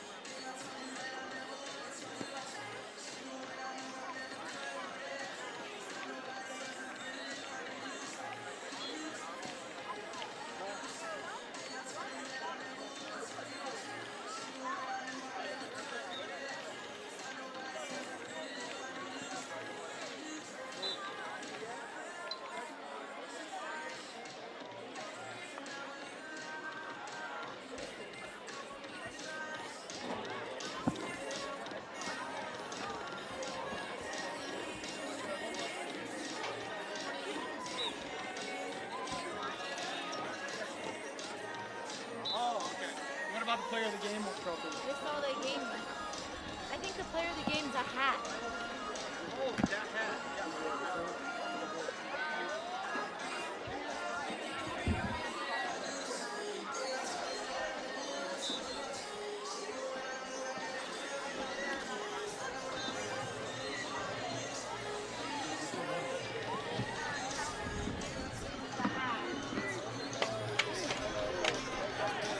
Fort Dorchester fans want Beaufort to head back home. I miss the old high school signs that you used to always get. Go back to your nest. And right now, Fort Dorchester trying to send the Eagles back to their nest. A loser here on our opener on Friday night rivals, but Beaufort putting up a good fight against one of the top teams, maybe the top team in 5A. Team's out of the locker room, getting warmed up for the second half here just moments away, trying to chase down some halftime stats for you from that opening 24 minutes. Reminder, we'll be here with you each of the next 9 Friday nights, tonight and 9 more. Next Friday night, we're at James Island as they play host to First Baptist. We will see this Fort Dorchester team again this season. Later on in the year, full fall ahead. Bunch of busy Friday nights for this crew here tonight, working in the heat. A Charleston area that's had a lot of rain lately, so some difficult conditions to kind of get this broadcast ready for you, but excited to bring high school football to you the next 10 weeks. Here's a look at the upcoming schedule. Timberland at Phillips Simmons 2 weeks from tonight. Woodland at Bishop England. Number of 5A schools on the slate later in the season. We'll see Goose Creek. We'll see Somerville. We'll see Cane Bay. West Ashley and again Fort. We'll see them again as well. You know, we talked about the big time, maybe even out of conference schedule for Fort Dorchester, heading down and playing Grayson High, playing Clearwater, the academy. But I know that they've got circled on their schedule that big time matchup with Gaffney, former 5A state championship just last year. Fort Dorchester looking to match up with those guys and see kind of what they look like going forward into this year.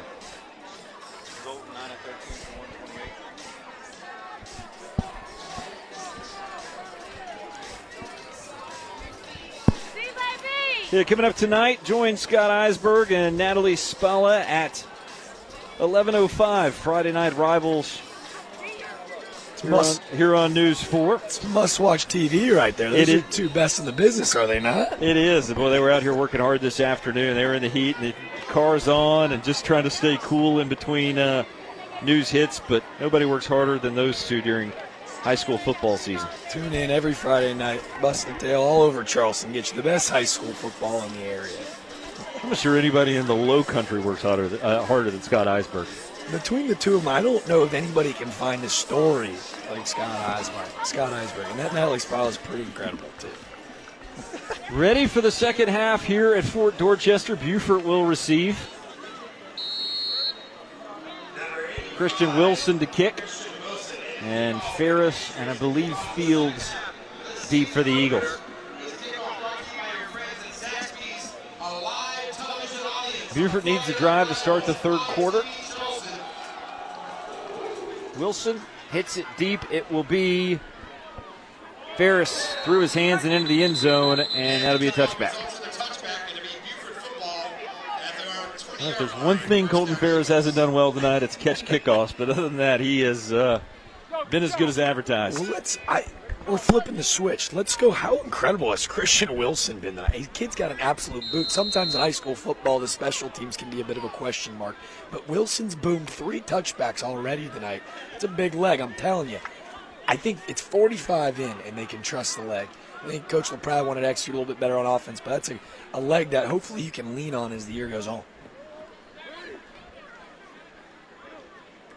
Beaufort with it to open the second half, looking for a Mr. Sparky first down and a little give to Ulmer, and he picks up maybe a yard. Might have been dropped just behind the line of scrimmage. They'll give him a half yard. Positive play there for. And again, you see the disruption in the backfield. It's going to be the big fella, number 9-1, Jaden Azevedo again. I believe, and you see, I believe it was number 34, Nick Pickering as well. They've just caused a lot of chaos in that Eagle backfield tonight. Unofficially, Osborne 9 of 13 for 128 yards in the first half and 79 yards on the ground for Reynolds. You said thunder and lightning. That 79 for Reynolds and 58 for Davian Brown on the ground in the first half. Fort Dorchester up over 200 yards total offense. Here's the beauty of high school sports. You get to see a little personality. I don't know if you guys were able to check out Casey Fields at the top of the screen, but when they throw this penalty flag in, if we can get a David Ayler replay, Casey Fields gives him his best LeBron James flop impersonation. He absolutely hits the deck. I hope we can get – that's my player of the game. He hit him with the flag? Hit him right on the feet, and he hit a nice little flop. That's got to be the play of the game. Bonds out in the flat. Same play they opened the game with, just in the other direction. And Dennison with the catch. He's had a couple of snags in the flat here tonight. Dennison's a good football player. He's sure-handed, Dennison. He's been able, like we said, you see him on both sides of the field. And obviously, a really intelligent kid in the classroom. He's a big body looking to play at the next level. I'm telling you, if we can see these guys kind of track down the field here, as Dennison's able to get about 6 back, as we're looking at about a 3rd and 8 play here. But I would love to see him go up in the back of the end zone, because I'm telling you, I don't know if anyone can out-jump the big fella. We haven't said enough about the Fort Dorchester linebackers tonight. I mean, Aaron Lawrence has been all over the field, captain for this team tonight, nonstop motor. Connor Morgan, Michael Small, Marcus Moon. They've really been all over the field, and they've really held this Beaufort offense in check. But they're a big gain for Denison as there's a little flag route. Nice throw by Bonds, and Beaufort's on the move. First, Mr. Sparky first down of the second half. You see number 36, Jalen White in coverage. Dennison beats him on a really nice route, you said. Very technical. Great feet from the big fella, but White with a nice tackle. But you're right. We don't show enough love. And Connor Morgan, your Mike middle linebacker tonight's been really effective. I just think they've been so effective up front. They haven't really been able to get to that, those 3 linebackers. And you've seen a lot of names in the backfield, but Bonds on the move, lowers his head, got popped as he crossed the line of scrimmage. Sticking his head in there was Connor Morgan right on cue. It's a big-time hit. You see how elusive Bonds can be, and he's handled the pressure pretty well tonight. It's a young sophomore, right? He's taken a couple pretty big hits and been able to jump back up. You love to see that. A gritty 2-sport athlete, plays outfield for Beaufort, for the baseball team. An athlete that Coach Librand is super excited to have for the next 3 years. I can't believe you knew him for 15 years and I messed up that name. I'm going to have to go apologize after the game to Coach. Probably have to catch him in Beaufort. Bonds lowers his head back to the line of scrimmage, brings up 3rd down and long, and against this active Patriot defense, coached by Bobby Floyd. It's a tough spot to put your sophomore in. Crew Chevrolet replay. You see Morgan in there again. Connor Morgan's one of those guys. He's sore on Saturday morning because he wants to. I know. The more he hurts when he wakes up on Saturday morning, the more he knows he did what he was supposed to on Friday night. He just sticks that body in there. You're right. On command, the defense, we've talked about the defensive line. It's caused a lot of disruption in the backfield. But these linebackers play aggressive, and they want to hit and hit hard. But how about that throw? Bonds, the patience in the pocket, steps up. That's a strike. An absolute laser. That looked like a middle infielder coming across the infield throwing a laser. And there's he is again. Casey Fields with a really nice grab for a Sparky's first down. 17-yard gain. And here's the Crew Chevrolet replay. Crew Chevrolet on Rivers. You've got a friend in the car business. Good camera work there as well. Fields the catch. Beaufort on the move. Getting free down the sidelines. Fields with a little dump screen and basically an extended handoff. He goes for 11. It's starting to it's exciting. Excuse me. It's starting to become very clear that this offense is going to go as Casey Fields goes. The more that guy touches the ball, the more this offense seems to move downfield. But to a point, I've really loved to watch Samari Bonds hang tight in the pocket. For a kid who can really run and is very athletic, he doesn't really rely on the feet. He wants to beat you with the arm, and then when he has to, he can get outside the pocket. Ulmer hasn't been able to get going tonight, and there's a reason why. Upfield, I think almost untouched, was Nick Pickering, a senior defensive lineman, and he's one of those unsung defensive tackles, good size, 6 foot, 240, and just kind of hangs out right there in the middle, and he's just disruptive. When you look at the Blue Buds of college football, they beat you with their depth, whether it's running back by committee.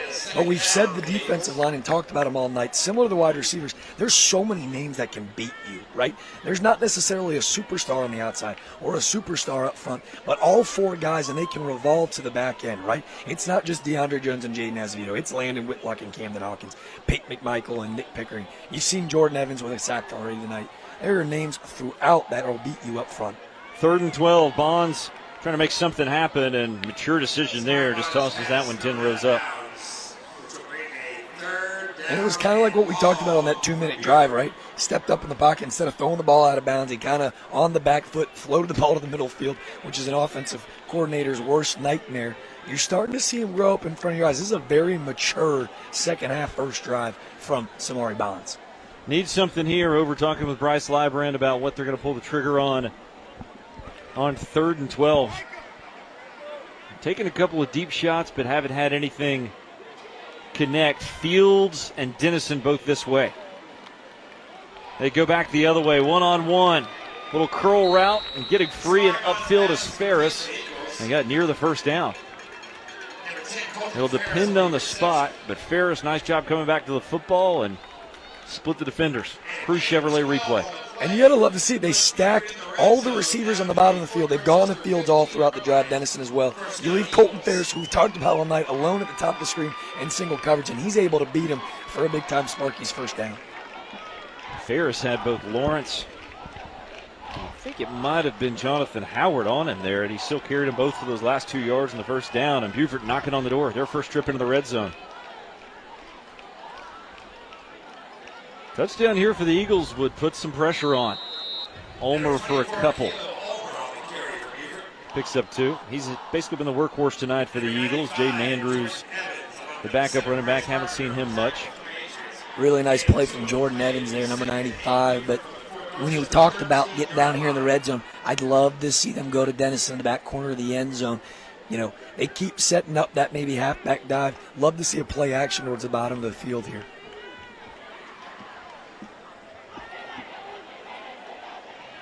Play clock down to 12. Opening drive of the second half for either team. Ulmer, not a lot of running room over that right side. Fort Dorchester just there in mass. Just a swarm. You saw Aaron Lawrence, the outside linebacker, there in pursuit as well. But again, it's up front where they're going to get you. It's number 41. Is it Camden Hawkins? Yes, it is. Again, a name that we haven't said yet, but they're just going to beat you all night long in waves of packages. There's a lot of the second-team defensive line right now on the field for Fort Dorchester, and they're doing the job forcing this third down. 3rd and 7 for Beaufort. Probably 4-down territory.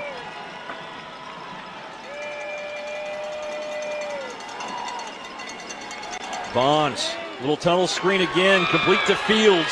Going to get near the first down marker. When in doubt, you go as he goes, and it's number 2, Casey Fields again. Just put the ball in his hands and let the defense miss a little bit. Really shifty move. And it looks like it's going to be 4th and inches as we go to the David Ayler replay here. You love the call there, right? You know you're probably going to go for it. You need 7, not necessarily 3. An opportunity to make this a very manageable 4th and short. Curious to see if they let Bonds throw it here, if they try to get him on the ground, which hasn't been very successful tonight. Steve LaPrade comes running down the sideline. He wants a timeout. Remember, these two coaches have been on the same staff. We'll talk about that when we come back from break. Beaufort on the move to open the second half.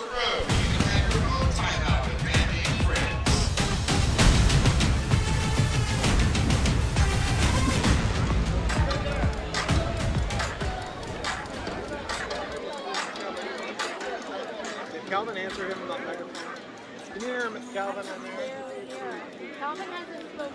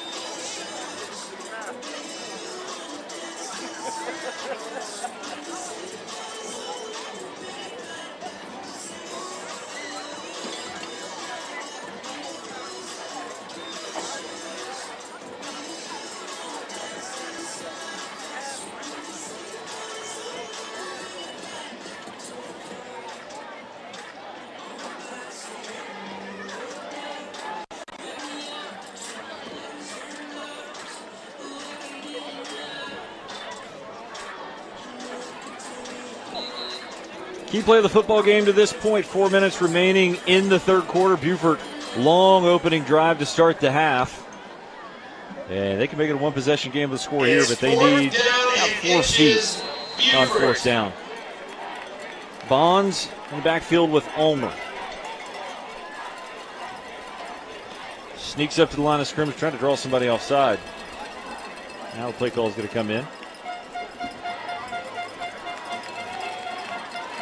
Curious to see if they're on a play here. Try to get him to jump offside and take the 3 points. And see Bryce Librand come down the sideline and ask for timeout. So that was just strictly to draw somebody offside. We talked about, I was going to talk about, these two coaches have been on the same staff before. Steve LaPrade, obviously a mainstay here at Fort Dorchester. Bryce Librand was a position coach on his staff a couple of years back. He was the position coach for DeCarrion Joyner, who is now at South Carolina when DeCarrion was a freshman. So these two have familiarity. They've worked together. They're friends. They talk all the time. And now they schedule each other. Kind of reading each other's mind there on fourth down as Bonds trying to get somebody to jump offside. But to a great point, Coach Librand really starting to build a culture here. As we check it out, talk about culture. That Fort Dorchester student section, a little Hawaiian action. That's the fan cam sponsored by Fan Zone. Fort Dorchester loud and proud. Like you said, when you got a prestigious program like Fort D does with Coach LaPrade, why wouldn't you want to show out every Friday night? Fan Zone, Fan Cam, all your sports teams gear under one roof. Fan Zone. Got to embrace the sponsors. You know, that's what we do here on Friday Night Rivals. Driven by Cruz Chevrolet. Have you ever been over to Fan Zone? I'm unfortunately a diehard Texas fan. They've got about as good gear when it comes to random universities as you'll find. And that's going to be Ulmer. He's going to pick up the first down. You see him going for it on fourth. They've struggled to run the ball tonight, and when you needed that one probably most, the biggest play of the game for Beaufort thus far, they pick up a much-needed play, and they hand it off to the veteran back, Caleb Ulmer, to continue this drive. Eagles knocking on the door. They get the first down they needed, trying to get the touchdown they have to have. They've taken almost all the third quarter clock here with this drive. Ulmer again, power football over the right side near the goal line. Key play of this drive, you remember back 3rd and long, the sliding catch on the big throw by Bonds to Fields. A couple of players down on the field, and that is an immediate cramp as you look over at Michael Dennison. You don't have to speculate about that when he is getting stretched out. We said it was shaking up on the play for Beaufort. We said it was nice and cool up here in the press box, but hot earlier. It's still hot outside, and you kind of wonder if conditioning is going to become an issue, especially for Beaufort, who's not as deep as Fort Dorchester. Absolutely. That's where you see them mixing in those packages on that. You know, it's a defensive coordinator's dream when you feel like you can mix in 4 guys up front every 3 plays, as we see Michael Dennison still trying to work that cramp out. You know, praying it's a cramp, but you see both contagious. guys. It's contagious. So it's just hard. You haven't had any they didn't get game experience last week. These two teams didn't get a chance to play. And so these are the first snaps of the season, and you're out, you're in the heat.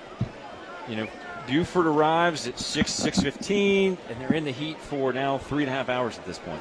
Absolutely. And Coach LaPrade touched on it earlier in the week with this. You know, there's a lot of regulations which were needed, restrictions when it came to these guys in two-a-days and how long these guys can work out in the summertime with how hot it gets here in the low country. But to make sure that these guys are being taken care of, make sure there's no heat strokes and they're, kind of under wraps. So Coach LaPrade talked about the importance of, hey, our guys are going to get in the weight room, but when they do, they have to spend at least 30 minutes outside just to get used to it, because it is a different kind of sweat here in the low country night at Bagwell Sand, because it is hot and sticky.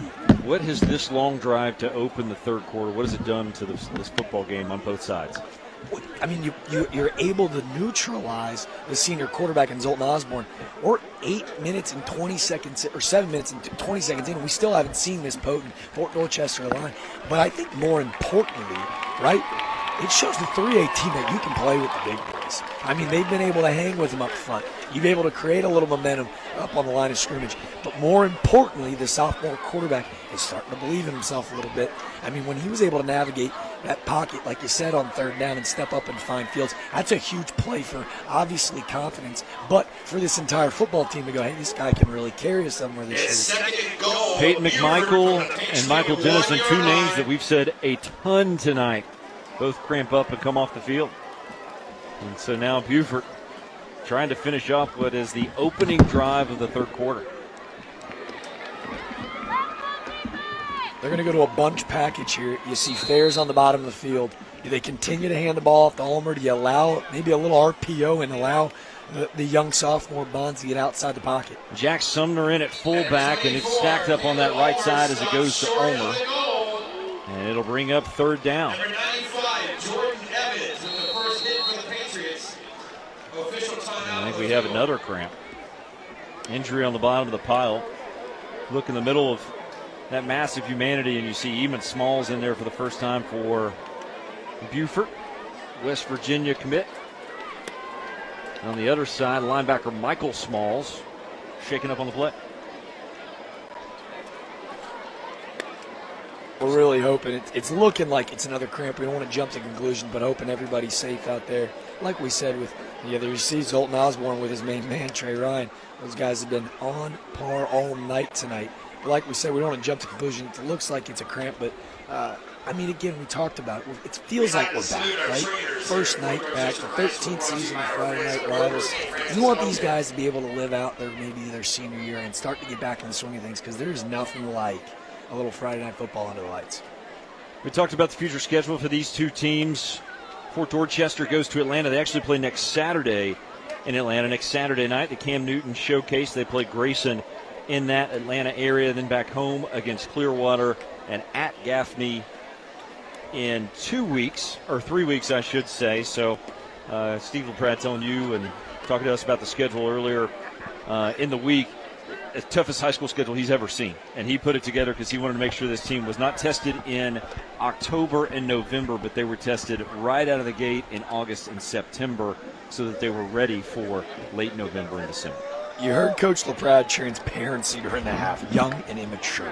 He talked with us earlier this week and said 5 returning starters. He wanted to make it clear because this is a young team with a lot of learning to do. But I think back about an interview that he gave last year after the lower state championship. After getting beat by Dutch Fork in a game that he said to Dutch Fork's head coach, to the press, he didn't shy away about it. The better team did not win that night. Even Dutch Fork's head coach said, hey, you know what? You're right. The better team didn't win tonight. You guys beat us up. This is a team you should be proud of. Coach Pratt remarked, the best team did not win, but the team with the most points did. It's still sore. It's a bitter subject. He wants to get back to that state championship. He's built a program here of such tradition. It's about winning state championships. So for this team, right, throw yourself through the gauntlet early. They go play the number 9 team in the country in Grayson next week. What a way to challenge this team with a lot of young guys. But what a better guy to lead it, and that guy right there, number 15, Zoltan Osborne. For Dorchester, they have Hilton Head at home in Beaufort next week, Hilton Head Island. And they have Goose Creek, another 5A school, to make the trip down to Beaufort. They'll travel to May River, and then they finally get region play underway on September 30th against Philip Simmons. Key third down play. Eagles need a yard for a touchdown. Bonds, little wide toss, got it to him late. Did Ulmer get there? He did. In from a yard out goes Ulmer, and Beaufort has their first touchdown of the night. That Trident Technical College touchdown brought to you by a little RPO. Samari Bonds gets outside, pitches there. I mean, you can see him growing up right in front of you. A really nice play to get rid of it at the last second and allow Ulmer to barely sneak in. This Beaufort team will not quit. And finally, we're going to see this Fort Dorchester offense. A Trident Technical College touchdown. Trident Technical College, your future, your college. And Caleb Ulmer, that's your touchdown. Big score for Beaufort. Extra point attempt. No good as a bad snap, and that's a key point right now in this football game. We talked about how special teams are going to play a serious role. At one point could be massive implications as we get onto this game, but can you talk about the composure of the sophomore to come out down 14 to the 5A juggernaut to go on a 8-minute drive and punch it in there late? That's a big Trident Technical College touchdown as we look at the David Ehlers replay. To pitch it there late, you see the big fella Monty Smalls back on the field. creating a little bit of a difference there. All of a sudden, this Beaufort team looking a little bit different as the West Virginia Mountaineer makes his presence loud and clear on the first drive of the game. Or the second half, excuse me. A drive for Beaufort. 7 minutes, 38 seconds, and 80 yards. Pretty impressive. Key play we talked about earlier was the big step up and throw by Bonds to Fields on third down to convert. And now Fort Dorchester and their senior quarterback, Zoltan Osborne, need an answer. That PAT gives you a little bit of breathing room. It's been a long time since Rob Garl's defense has been on the field for Beaufort. And Zoltan Osborne and the Patriots and company are chomping at the bit to get back out there and try to answer that touchdown. It'll be curious, do they stick with the same game plan? They run the ball down this Beaufort defense, down their throat really the entire game. Now, the introduction of Monty Smalls on that defensive line, does that change the way you game plan? Obviously, you got to imagine Osborne's getting a little antsy, want to get back on that field, so they try to start chucking the ball downfield, or they stick with what's gotten them here to this point. Little chip kick there by Thornton, or Troutman, I should say, and nice starting field position for Fort Dorchester. Osborne, the tight end, Mathis. Ryan is back out there. Reynolds, the running back. Two receivers to the far side, one of which is Ham. He has a touchdown tonight. Eamon Smalls into the game for the first time on defense for Beaufort, and coming around the near side on the end around is Ham, and he's going to get 4 or 5 before, of course, Colton Ferris over there to chase him down and wrap him up. And we've already seen him in the end zone so far, but like we said, when you got a senior quarterback that can really facilitate the offense, there's a lot of guys that can beat you. You've seen a lot of different names tonight. I don't think we look to see anything different here on this drive, but I look to see them get the big fella involved. I know I've mentioned him a couple times tonight, but the 6'5", number 88, Desmond Mathis, that's a big figure, and you look to see him try to make an impact in this game here in the second half. Osborne, a little give to Brown. Brown keeps extending it outside, keeps bouncing, and bounces his way almost to a Mr. Sparky first down. Comes up just a yard short. It'll be 3rd and 1. Hanging on was Will Cotting.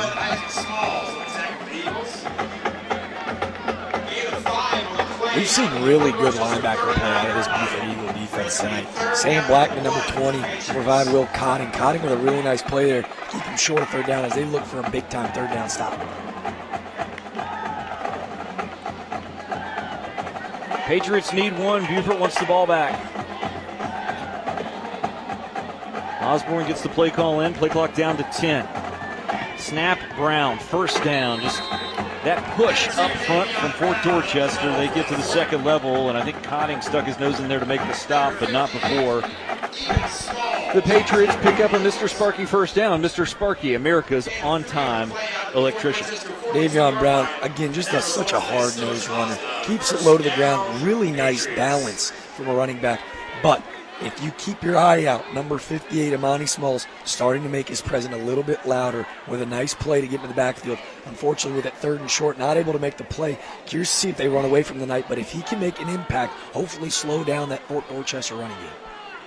We talked to Beaufort defensive coordinator Rob Garl in his 4th season with this Librand staff, and there his defense pursuing, and Small missed, but popped before he gets back to the line of scrimmage is, I think, Brown. And the play just allowed to continue a little too long. There he is, joined in the backfield with number 21. Excuse me, I've got his name. I know that I've got number 9, Don Camacho, the cornerback. As we work to find number 21, Isaac Smalls joining him as well, excuse me. But you're starting to see this green swarm all over the field making an impact. As we see now Amani Smalls going down with hopefully what seems to be a cramp.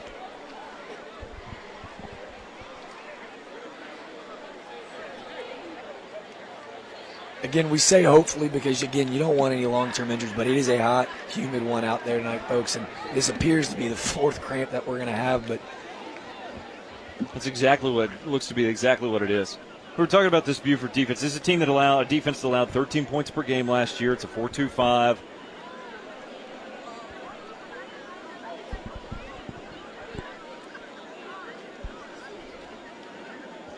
very active to the football, and they've hung in against Fort tonight.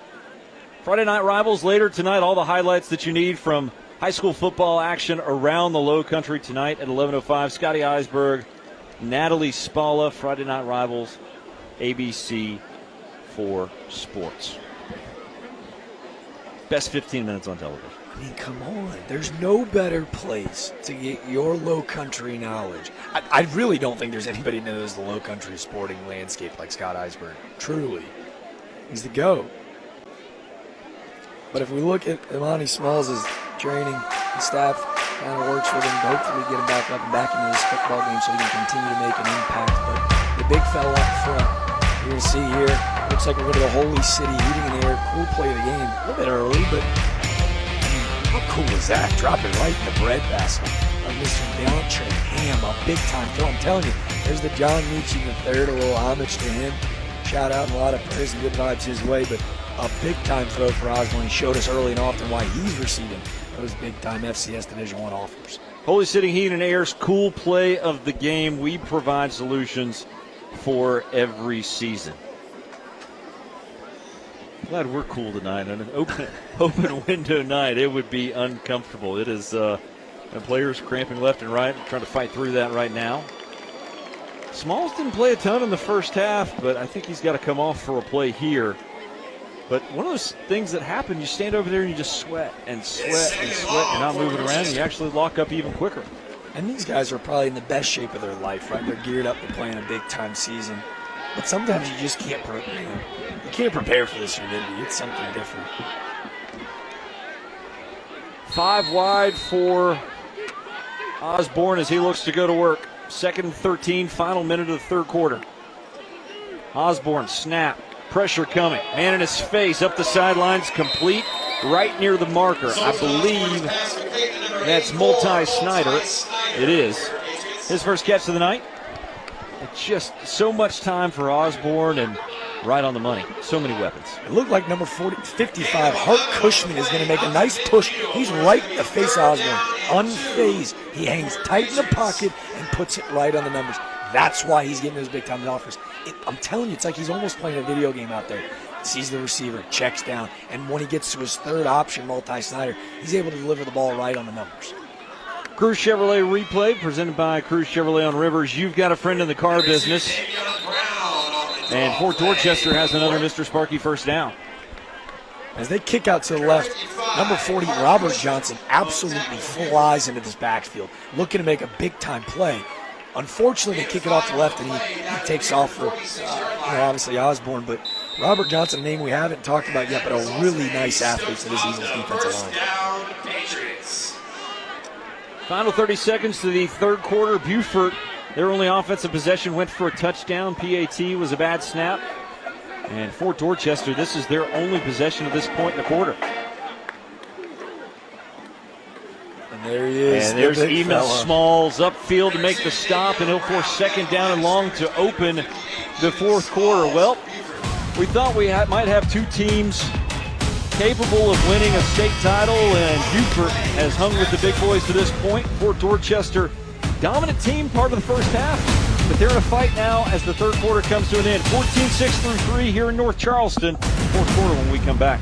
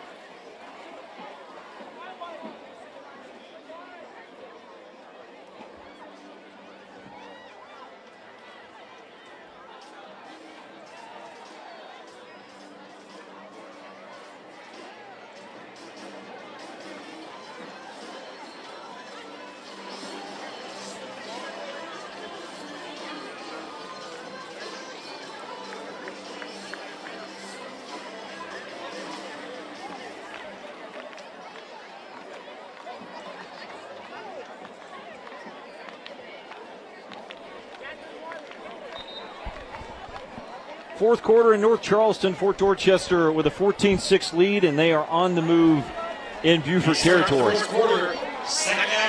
Might be the key drive of the football game. I don't know if Beaufort has the firepower to come back from 2 scores. And Fort Dorchester kind of almost put it out of reach. They'll take a shot to open the fourth. Osborne deep. Did he come up with it? He did.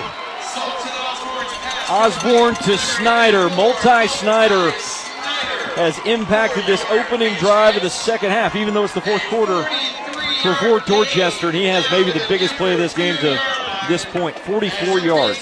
A clean pocket to throw, and he throws in double coverage, and he throws it where only Snyder can go get it. A huge throw for Osborne to give his team a chance to go up 2 scores.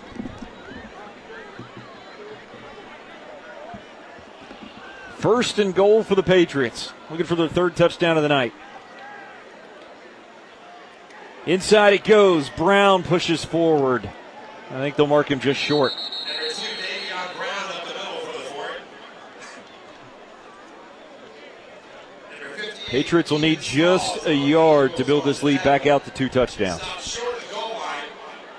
It's going to be I believe it was the 2 Giants up front, Smalls and Lamb, there on the tackle. Just a huge dagger of a thrower. You know, it seemed like the Eagles were building a little momentum, and that throw just kind of seemed to take the air out of it. But a nice stop there to keep him out of the end zone. Patriots trying to tack on a touchdown. That's their largest lead of the game. Brown. Blitz comes, cut down short again. Is that Ferris? No, it's Will Cotting shooting up from his linebacker position. He's fighting off the cramp. We might be the only people in the building not cramping. Well, we definitely were before the game, that's for sure. Don't meet Will Cotting in the A-gap, though. What a big-time play to keep him out of the end zone. Osborne up, just bounces it outside and takes it in himself. Why not? Smart, heady play by the senior. That was just experience right there, and Fort Dorchester back up by 2 scores. Really quiet, let the defense don't rush that A-gap. Very quiet, just kind of sneaks around the outside. That's a tried technical college touchdown for Zoltan Osborne. Really heady play. What a great head of hair, too. I was about to say, you should try to get head and shoulders on as a sponsor. I mean, those absolutely flawless. Maybe the best quarterback in the state of South Carolina, but without a doubt, the best flow maybe since Troy Polamalu. What an answer. Senior moment right there for Zoltan Osborne. Team in a tough spot in a season opener. Feisty Beaufort team. Big throw to Snyder to set up the touchdown, and they're getting stuffed on the goal line a little bit. Sees something there for the taking, and he gets it himself. Not a pretty PAT, but counts for a point. Fort Dorchester, its largest lead of the game, behind an Osborne touchdown. Patriots back up by 15.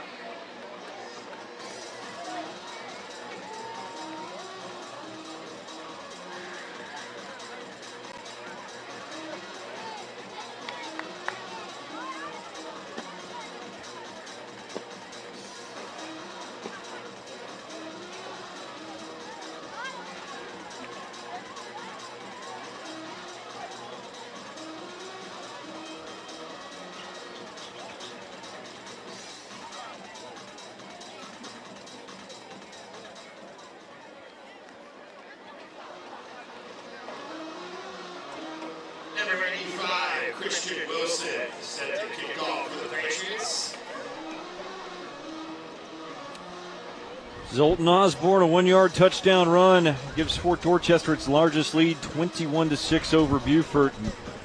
You know, we talked about how he's kind of climbing that recruiting ladder and starting to get FBS attention, and you see why there. Big throw to Multi-Snyder, nice deep ball, and then a really heady play at the goal line to give Fort Dorchester its third touchdown.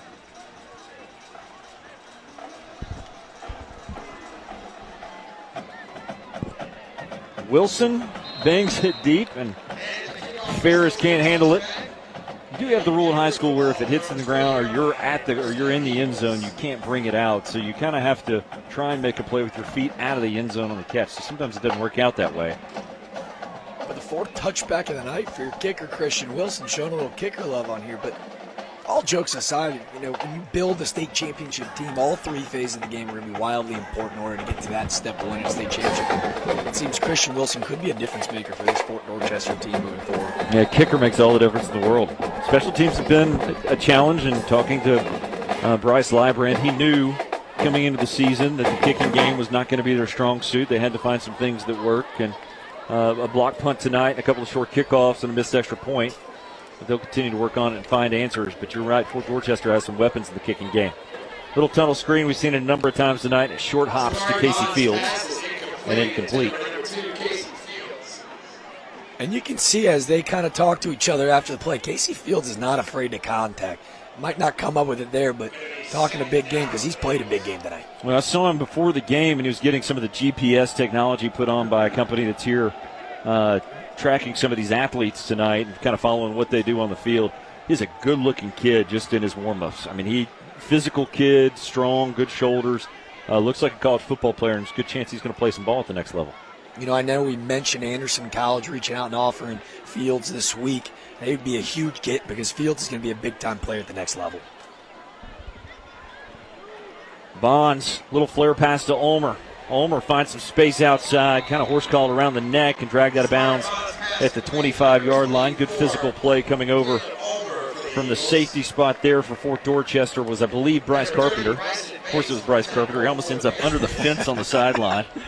And that's what his coaches say about him. They say he plays downhill, he doesn't slow down, and as evidence, he nearly takes out a couple of cheerleaders and a chain link fence making a tackle. Gritty. Yeah, now a tough spot for Beaufort. Eagles need 5 just to keep Fort Dorchester at bay, and they've gone to the tunnel screen a couple of times here. What else is in the bag of tricks for Bryce Librand in this offense? Into round of Fields. Trying to get outside. Sticks his nose in there instead. And the senior knew he needed 6 yards, and he got 7. When in doubt, go to number 2. They go to that bunch jet, the old jet sweep. Just put the ball in Fields' hand. It's almost reminiscent of that old Clemson offense where they'd run that little jet sweep and just hand it off and just put it in your playmaker's hands, right? West Shore Homes First Down, America's most admired home remodeling brand. Game number 1 of Friday Night Rivals, season number 13. Friday Night Rivals driven by Cruz Chevrolet. Little fake toss and a little counteraction, and Caleb Ulmer met right in the gap. I do want to say this about our sponsors. We know we have a lot of sponsors in our broadcast. We see them on our score bug, our first downs. It's local businesses that have children, grandchildren. They want to be in the community, and so the sponsors make this broadcast happen. It's not like a national football broadcast. It's local. They want the kids to be on TV. Kids live for this. They record it. They go home. They watch. They want to hear their names called. The sponsors really make it happen, so we're grateful for their support as well. To be able to play on My TV Charleston at this age in front of your friends and family at home, especially for the parents at home in Beaufort, I mean, what an opportunity. It's like playing on Monday Night Football. These are moments that these kids will remember for the rest of their life. Bonds just hung it to the middle of the field, and it's intercepted. Dropping underneath it in the zone was Nick McGill, and Fort Dorchester pulled one over there. They knew the sophomore was going to try to flip it down the sidelines, and still early in his career didn't read zone and just left it a little soft in the middle of the field. And a lesson learned as we go to the David Ayler replay here. He had Dennison open on the other side, and he just kind of underthrew it, trying to get underneath the strong safety, and he didn't see Nick McGill jump the route. A really nice play by McGill there. I want to go back and play as well. We saw Aaron Lawrence, the outside linebacker, number 21, absolutely hit him with a hit stick coming up through the middle of the field. A really nice play as well, but McGill with a big-time interception there. Trips to the left. Fort Dorchester maybe looking to close the door. Little delayed draw. There's room for Brown. Dragging a tackler 4 or 5 yards. And Brown near a first down. Hanging on to him was Robert Johnson there for a couple of yards. And you could see where the Fort Dorchester depth is starting to lean on Beaufort a little bit.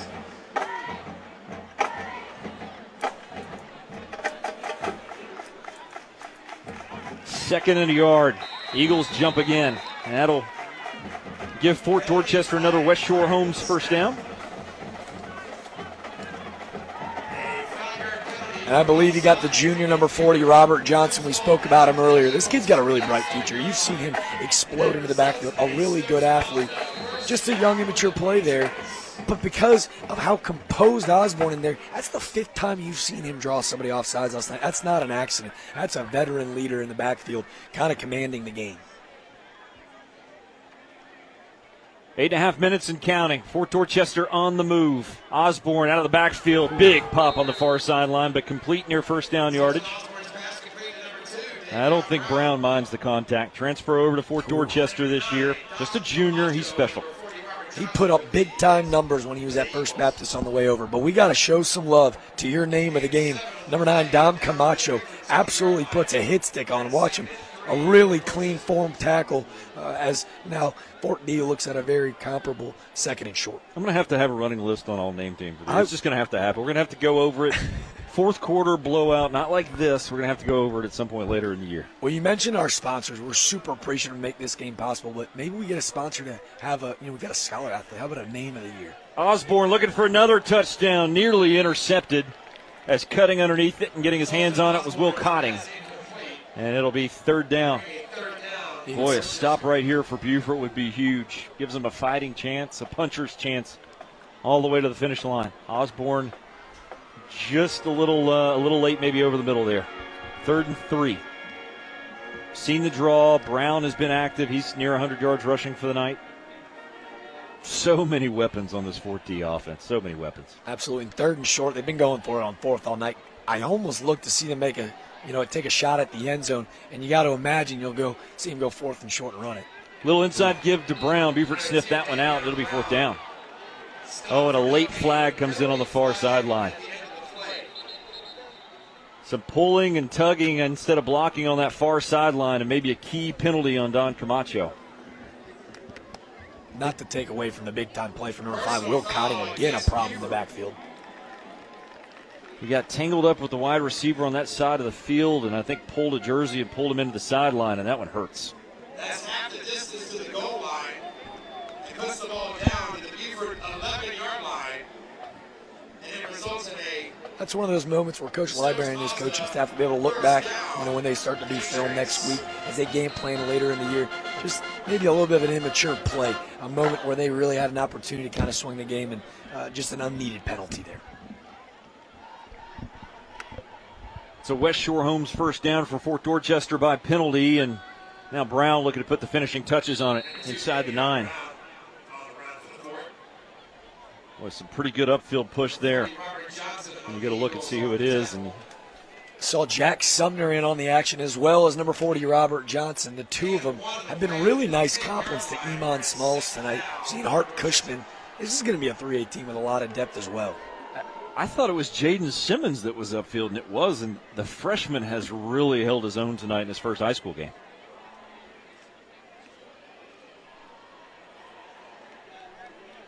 These are big bodies up front. And, we've talked about how big Fort Dorchester is up front, but the depth, right? Be able to mix in a lot of packages up front, and they just seem to be gassing them out on these halfback dives. And chewing up the clock, 6.5 minutes to go. Brown, a gasher up the middle, keeps his feet, and he's near the goal line. Down to about the 2. Zach Talbert came up to make the spot.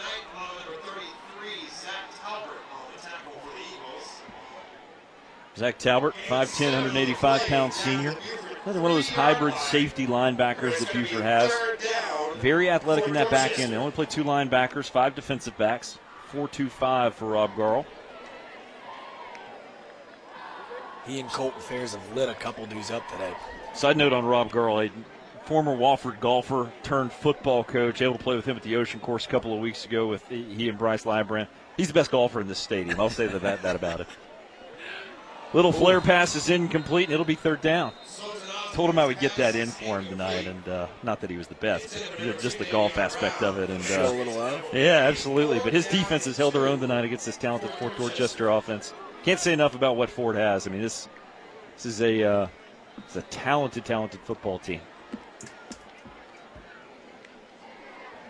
We'll see Christian Wilson come on and look for the first field goal of the night. Your guy, Jalen Mitchell, is in. All right, ladies and gentlemen, he's going viral right now. You take a look at number 71. He's going to be blocking on this field goal unit. Number 71, Jalen Mitchell. We cannot make this up. It is written down and recorded, 7'1", 405 pounds for the big fella. This is Andre the Giant type status. Christian Wilson, little chip shot is no good. Little 24-yarder and just pushed it right, and Beaufort gets another stop. Eagles hang tough. Beaufort 6.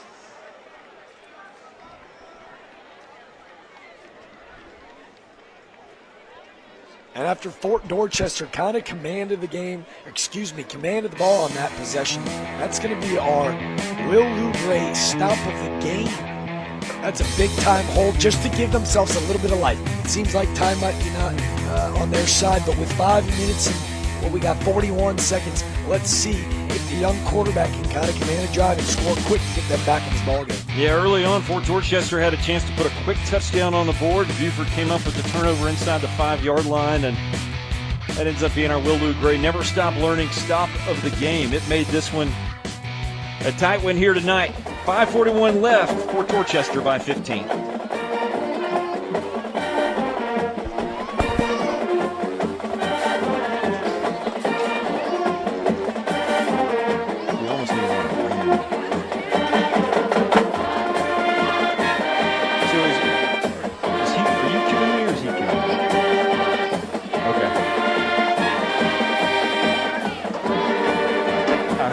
Stop at the game, but I didn't hear him on the cue.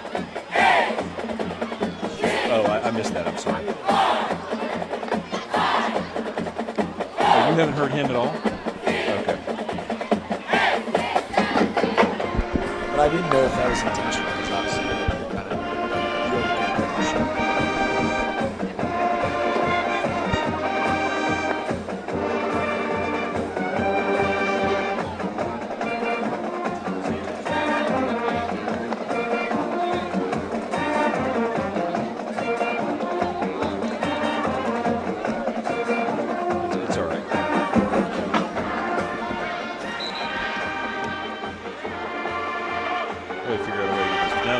I got to figure out a way to get better at this for next week. I was kind of expecting this, like all of it. I was kind of expecting to stand up here and everything. But, we'll run with it. Adapt and overcome.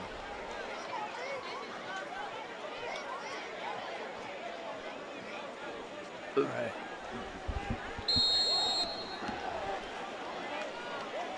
.541 to play in the fourth quarter. 21-16, or 21-6, I should say. Fort Dorchester with the lead over Beaufort. Bonds takes a deep shot and just a little too far on the throw for Colton Ferris.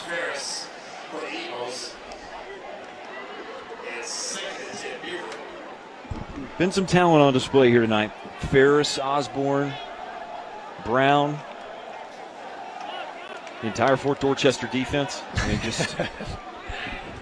pound for pound, Fort Dorchester has a couple of guys. You look at Bryce Carpenter, Connor Morgan.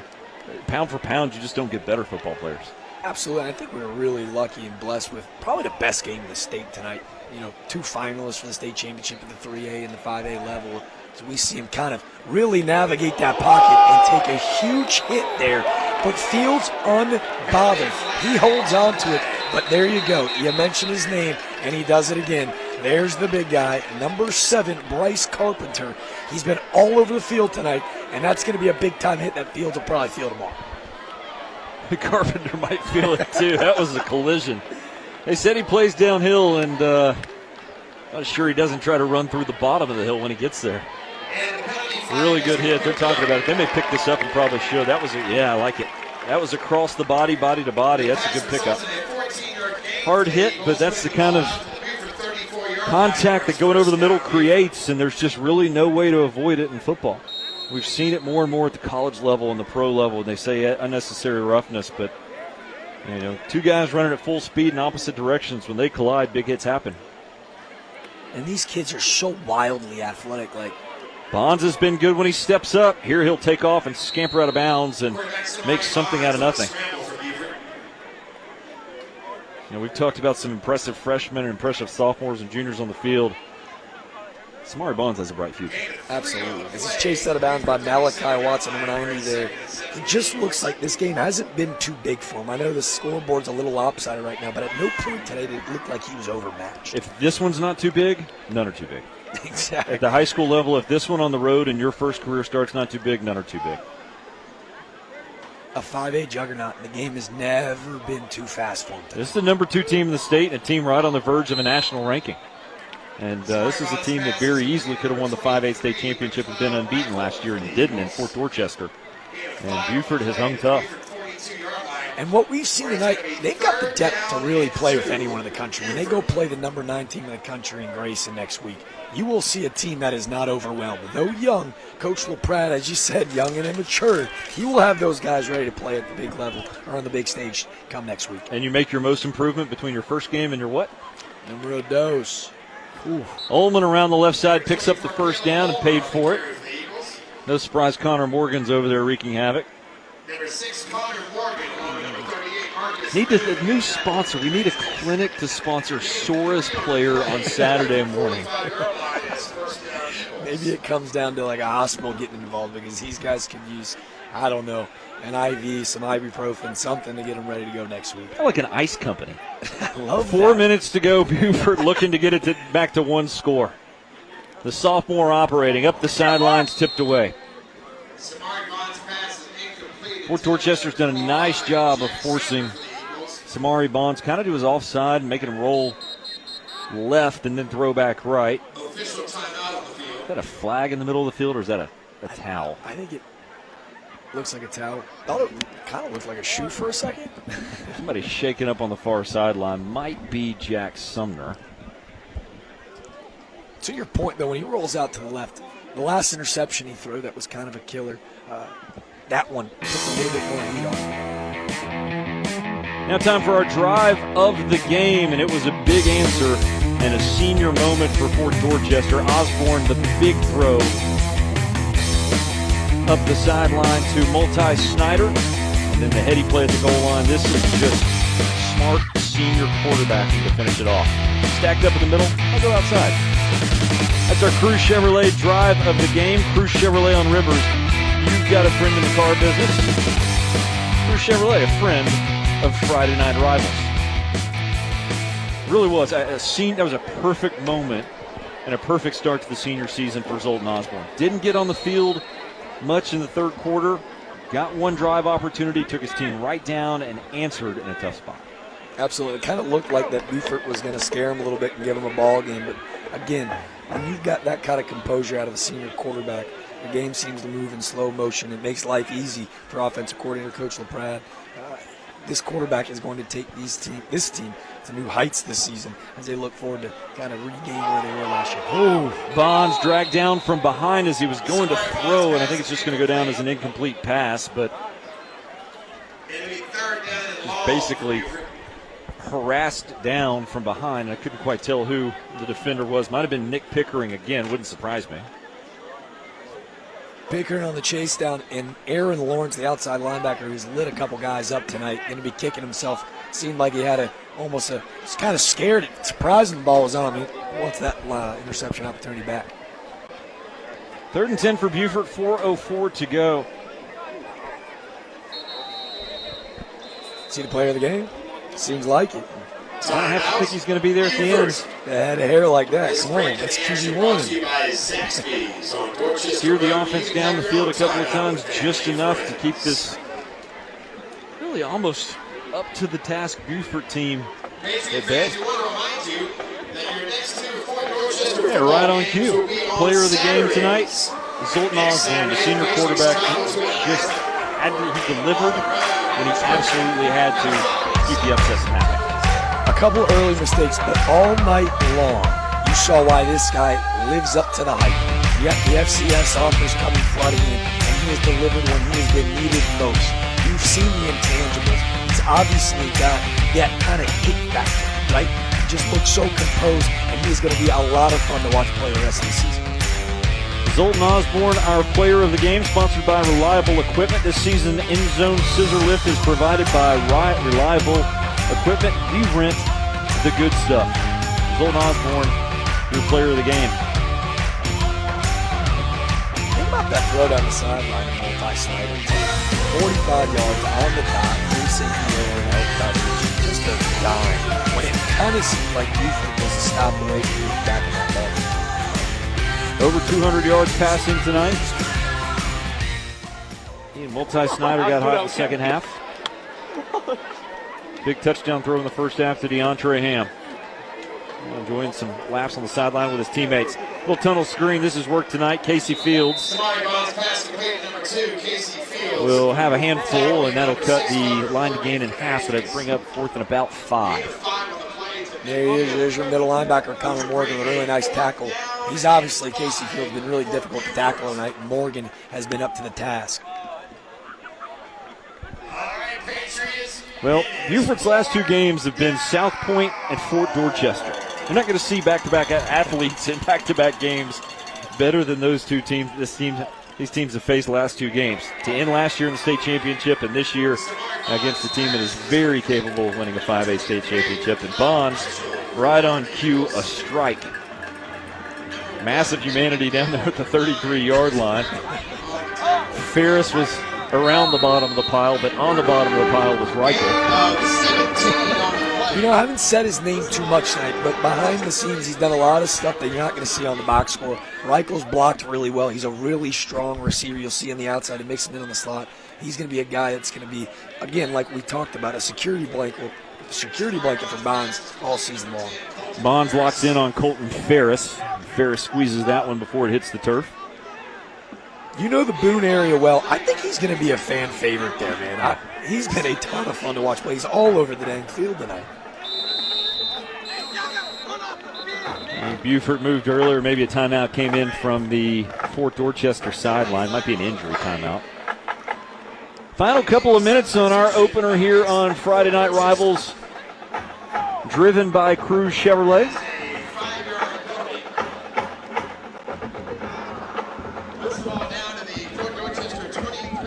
Season number 13, we're happy to bring it to you. Had to work out some kinks early on, and you know we go stadium to stadium every Friday, and everything's different. Just excited to bring you 10 weeks of this and feature some of the talent and pageantry of low country football. Bonds on the keeper will pick up a couple. What I was saying, people don't realize this stadium right now is basically surrounded by water, by the amount of water that we've had in the area. And it makes setting up for a football game very difficult. Food trucks, buses. Huge shout out to the best crew in the game, that's for sure. Putting it on, making it all possible. Oh, Bonds throws late and is intercepted in the end zone, and he had about 15 yards if he kept running, picked off. Did Carpenter get one? I believe that'd be Moon. The other side. Nick McGill had the first one. It looks like it's going to be number 9. Chris Brabham picks it off at the goal line. Again, that's got to feel good, right? You've dealt with so much in the last 2 years when it comes to high school football. Chris Brabham. Oh, and it looks like it's going to go back. But Chris Brabham with an interception here on opening night as a senior. That's got to feel pretty good. Yeah, he'll sleep well after that one. But Bonds had 10 or 15 yards, maybe 10 if he just took off running, and then he threw it late beyond the line of scrimmage, and that's what the flag was for. And Brabham the interception on the late throw, and that should just about do it here for us tonight. Beaufort has hung tough, but Fort Dorchester, just too many answers throughout. When they needed a game, when they needed a quick touchdown, they got it. When they needed the ground game to step up, they got 3 runs for 50 quick yards and a touchdown. And then when they needed an answer, Zoltan Osborne delivered. And again, to your point, I think that's going to be the maturation process for Bonds, right? 2 mistakes today that he could easily take back. At that point, if he scrambles, picks up 10, and gets out of bounds, gives him a good shot to get back into it. Brown out from the shadow of his own goal line. That play, nice little gives the Patriots some breathing room. Nice. Bonds has something that you can't coach, that you see. He throws. He'll step up and throws late, and has patience up to the line of scrimmage or past it, as we saw there. You can't teach that. But when you buy that extra second, 2 seconds, that's where the big plays open up, and they will. Maybe not against Fort Dorchester, but they will for Beaufort throughout the season. Absolutely, a super mobile, athletic kid, and he wants to throw, right? He knows how to get out of the pocket, and he trusts the arm, and almost a little too confident in it.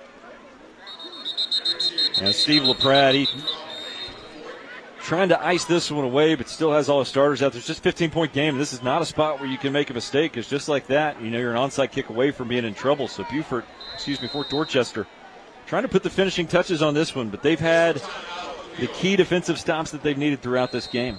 Absolutely. It looks like they're going to come on. They're going to grab Jack Sumner, who's played an incredible ball game. That looks like he's struggling with some cramps on the sideline, but made a really nice play in the backfield there to corral Davion Brown on that run there.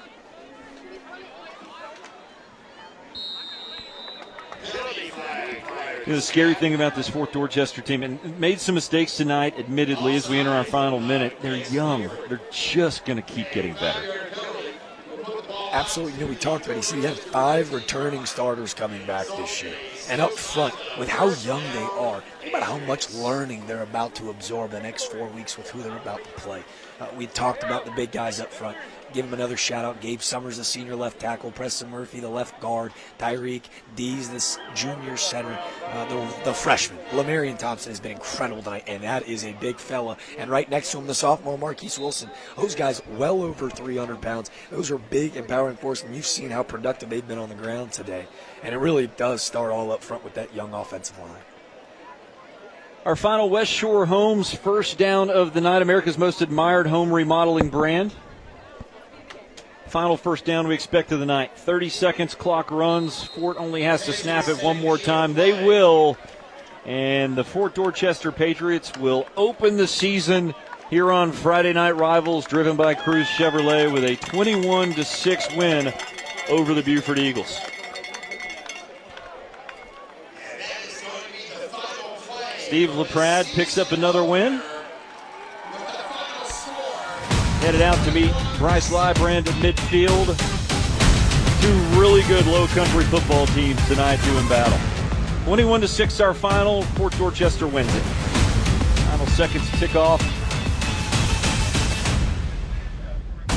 We'll be back for our trophy.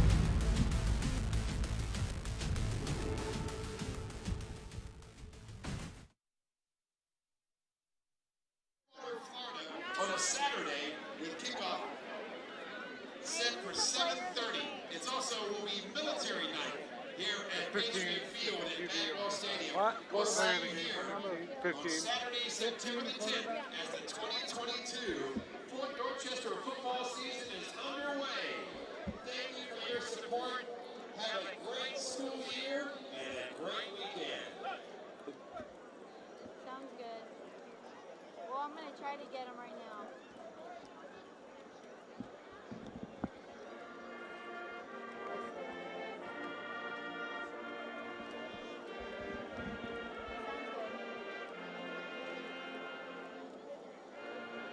Yeah, I heard you.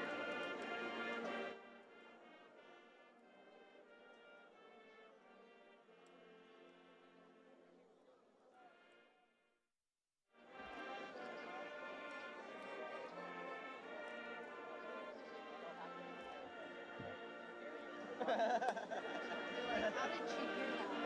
Huh? Yeah.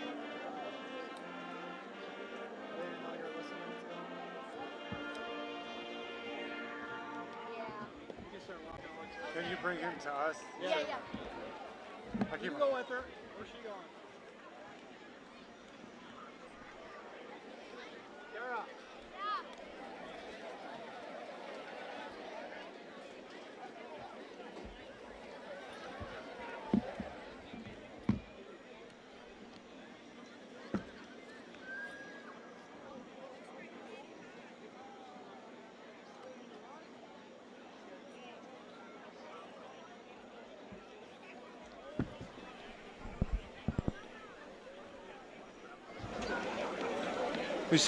We said it before the break that we got to see two pretty good high school football teams. We might have seen two really good high school football teams here tonight to open up our season on Friday Night Rivals. Absolutely, and we talked about it, where they left last year and where they plan on going. Expect to see both of these teams in state championship contenders later this year.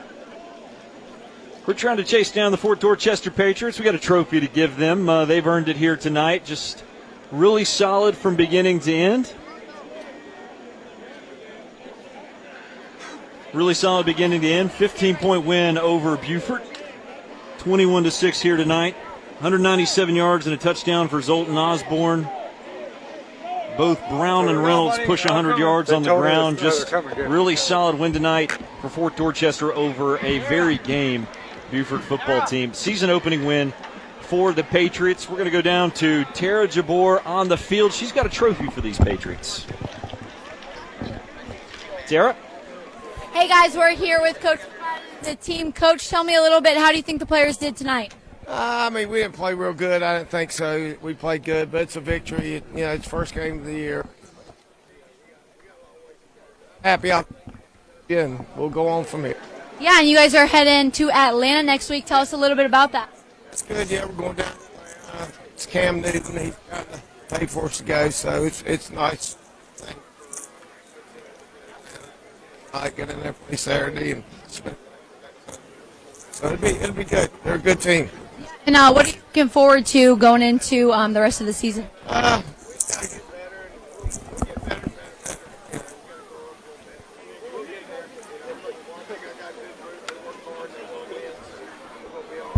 All right, thank you so much. We have the player of the game, number 15, wherever he is.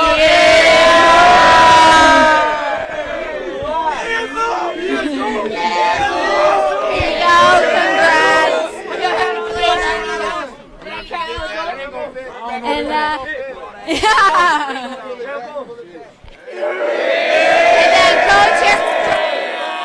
And all right, guys, congratulations.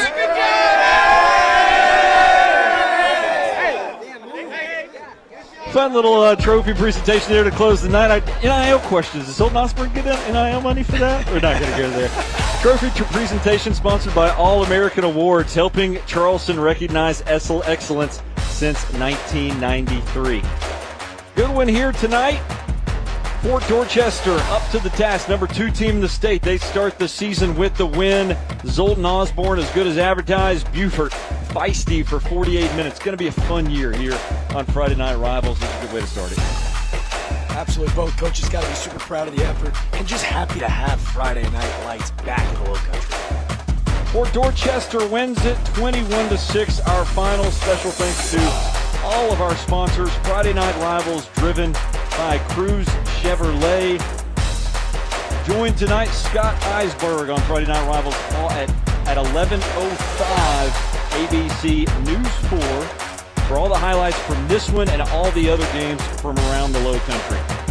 For Tara Jabor, Jack DeLongshaw, I'm Zeke Beam. So long from Fort Dorchester. High school football season underway. Fort Dorchester a winner tonight.